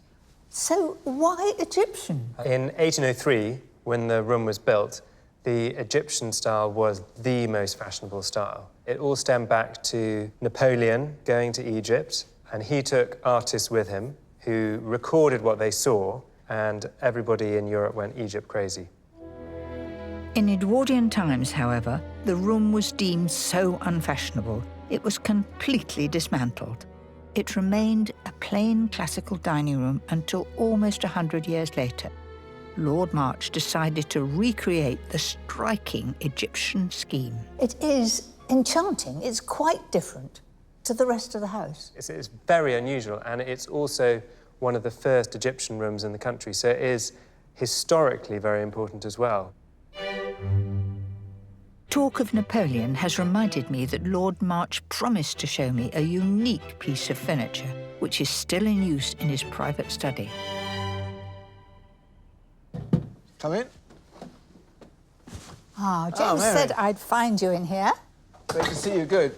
Did you have a good time? I've been in the Egyptian dining room, and you've restored it recently, and it is quite amazing. It's amazing, isn't it? Yes, all around Napoleon's invasion of Egypt. And this is Napoleon's chair, actually. Well, you told me all about that when we were having dinner. Absolutely. This is his campaign chair from Waterloo. That is quite amazing. And you can see it's well-worn, well-used, well-loved. Yeah, many family bottoms have been in there. Have a try. Well, I feel Everybody does. I feel very honoured. Sure, it gives you much inspiration. Mind you, I could do with a cushion. It's quite hard. It's quite comfy. It's a surprisingly comfy thing. Anyway, talking about inspiration, I got something I just wanted to show you. This is the small library, we call this. Well, it's better than library steps, isn't it? The small library was built by the third Duke, and its staircase and balcony were much admired and copied. Yeah, we used to tear up and down here as children, always. I can imagine things being thrown from above and thrown up. Lady Muriel Beckwith wrote this. She was my great-aunt, and she was the grandchild of the 6th Duke, and this is about the 6th Duke's... That's not so long ago. Not so long ago, no, absolutely. And this was about the 6th Duke's famous French chef, Monsieur Rousseau. And she says here, I remember him as a sweet old man with a faint French accent who always wore his cap at a jaunty angle. In his sole Colbert, but it was a thing to dream of, she says. And then she also wrote this rather marvellous little book about her travels around Europe cooking, and it's called Tell Me Chef, and I thought it just might be, well, you just might find something very French and very inspirational, I hope. Well, can I borrow it? Yes, please do. Well, I plan to go to the kitchen, and I would love you to be my sous chef. No, I'm probably not the best person maybe, but our chef, Lee, who's cooked he's cooked at Buckingham Palace, all sorts of fantastic places, is much better than me, so I think he'd love to help you. I think it's a safer bet. So can you lead me the way? Good plan, yeah. I want to cook something smart but traditional with the family's private chef, Lee Clark. And I'm hoping Lady Muriel will provide me with inspiration. Hi, Mary. Hello. Hi, I'm You Lee. must be Lee. Yes, good to meet you. I've heard so much about you. Oh, God. And you have actually cooked at Buckingham Palace? Yes, yeah. 14 years, just Well, saying. I'm the one that's nervous now. I've just been looking at the recipe from Lady Muriel Beckwith for coq au vin. Yeah. And I was talking about that with Lord March, and it sort of gave me a bit of inspiration that I would like to do my coq au vin. OK. Coq au vin is the classic French dish. Rich and warming, it's made with chicken, a hearty red wine, mushrooms and shallots. What could be better? So let's feel like our grandmothers used to. I can feel that's getting hot, and so I'm going to put that down. Bit of a sizzle. I can even turn it up higher than that. And so when you were cooking for Buckingham Palace, Did the Queen ever come down and talk to you and say, oh, I want this or I want that? Not at the palace, because that's really a working environment for the family. But when we travelled to Balmoral, she would come down to the kitchen, and the Duke of Edinburgh, most evenings when I was there, would come down because he would organise a barbecue. So he'd come and talk to the chefs and find out exactly what we've got, whether we've got a saddle of venison or a fillet of beef or anything like that, and then just create a menu from that. Once the chicken is golden, remove it from the pan. Fry the bacon, then add the mushrooms. Rightly, as a nice big spoon, if you could lift those out, put them on the second plate, and then I'll add those sort of 15 minutes before the end, and I think that will give the best flavour. Brown the shallots and celery, then add 60 grams of flour to create a roux. Pour in the reduced red wine and warm chicken stock. Add a small bunch of thyme and season. So how am I doing? I think you're doing brilliant. If you want a job at Festival of Speed when we've got all those people in the house... I'd be employed, would I? Yeah, you can come and help me out. Transfer the coq au vin to a casserole dish to finish cooking. Then we'll put the chicken in. So we've got all that, and also you see there's a little bit of that lovely juice from the chicken. So I'll just tip that in. There we go. With the lid on, bring the casserole to the boil, then reduce the heat and gently simmer for 30 minutes. When you were at Buckingham Palace, did you do your own sort of specialities and bring them here?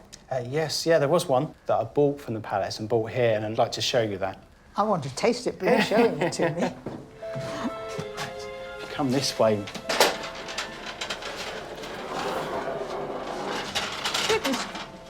Goodness gracious, I feel as though I'm going into the lion's den. Yes. So here we go, Mary. This is where I keep my secret stash. We've got flavoured alcohols here. The one I'm looking for, let me just see if I can find it. Oh, there it is.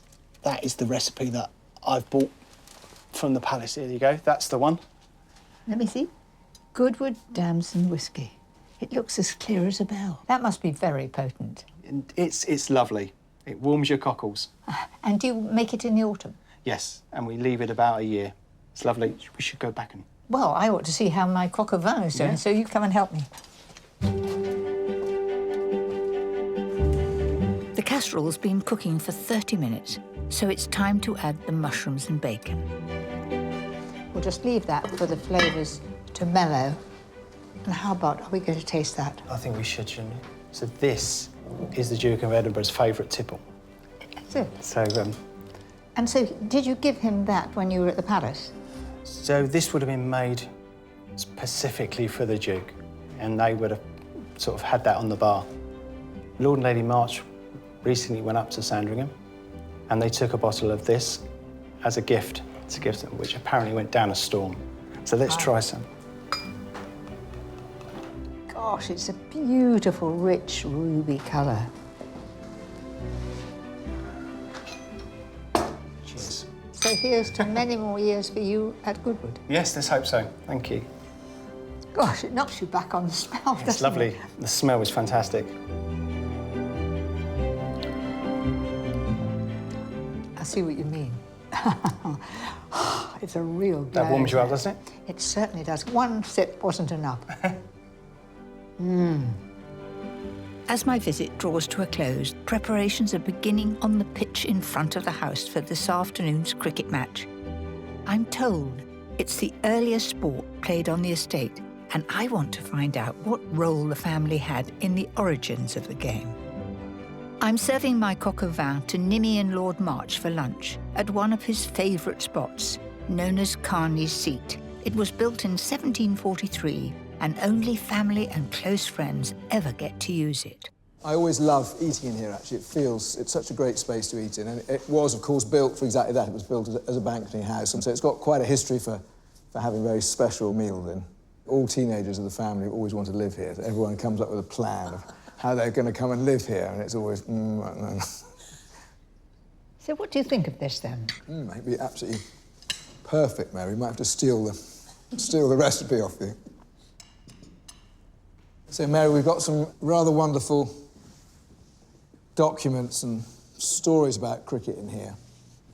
But first, perhaps the most exciting of all, I'm going to pass to Nimmy. Ah, yes, wonderful. And the one I wanted to show you is a rather wonderful financial account done by Mr. Bradley, the second Duke's servant.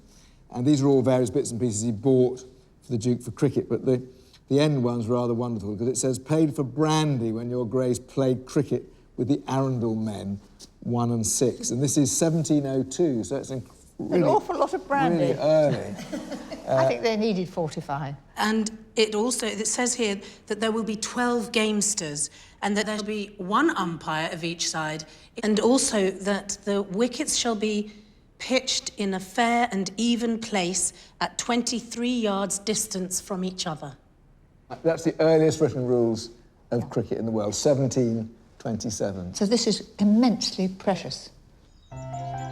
Well, since Goodwood has the first written rules of cricket, I'd better come up with something suitably spectacular for tea. I've enlisted the Duchess to help me.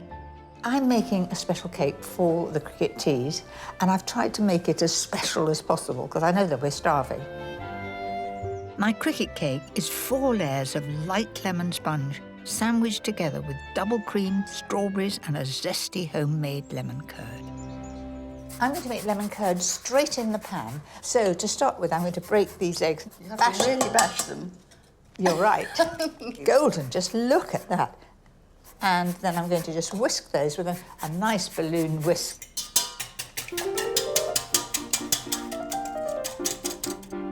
Add 300 grams of sugar, then add butter and stir before mixing in the juice of 4 lemons. This is the rind going in there. Thanks for that. Stir continuously over a medium heat until the curd is coating the back of a spoon. So we have a little taste. What do you think? Really good. And I'm going to just pour it straight in, and I hope I don't slop it all over everywhere. There it is. The lemon curd will thicken as it cools in the jar. So we'll just leave that. We'll let them get cold, and we'll get on with the sponges. So I've got my 8 Bantam's eggs. Can you pass over? I've got some flour and some sugar. If you're using ordinary eggs, use 4 large ones. Add 225 grams each of caster sugar, self-raising flour, and softened butter. In goes a teaspoonful of baking powder and the lemon zest. Then beat until smooth. That's beautifully creamy. Then take 2 20-centimetre greased sandwich tins lined with non-stick paper and fill with the mixture. Bake in the oven at 160 fan for 25 minutes. Then leave the sponges to cool completely.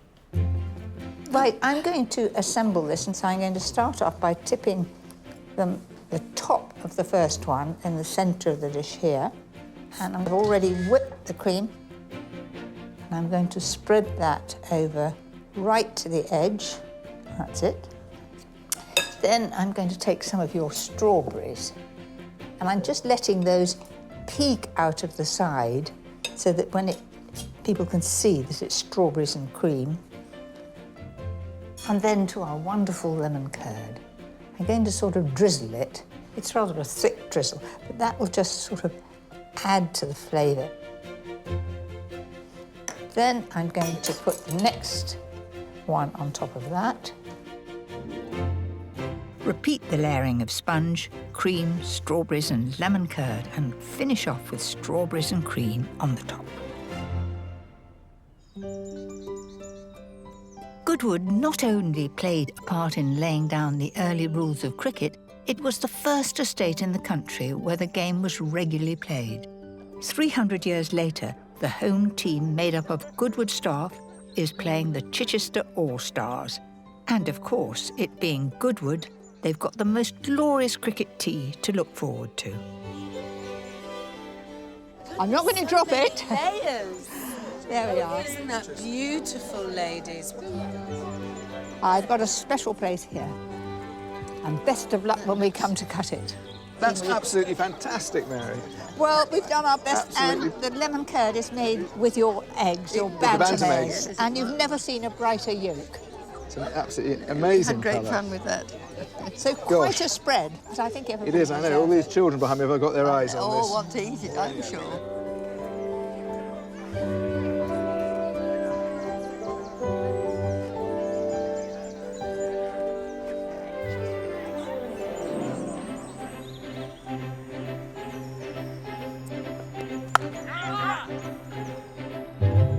So fresh. If it falls apart, it's not my fault. No. It's your bantam's eggs.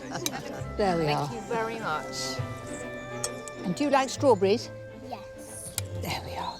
You've got lots in there, haven't you? Are you ready? I've had an unforgettable time, from my thrilling lap of the circuit to seeing the Duchess's organic principles in action.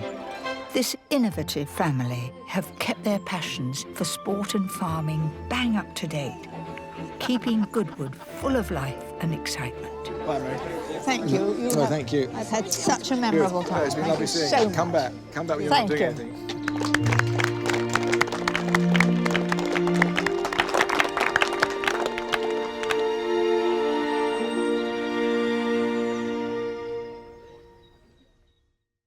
Wow! Over the course of this series, I've enjoyed a magical insight into our stately homes And the whole place lights up. and their legacy of delicious food. It's really, really, really good. From the glamorous house parties of Highclere to the royal heritage of Scone, from the secret passages of Powdram I can't imagine what it's going to reveal. to the sporting triumphs of Goodwood. And it's wonderful to see how the families who care for this heritage are keeping it alive for the future.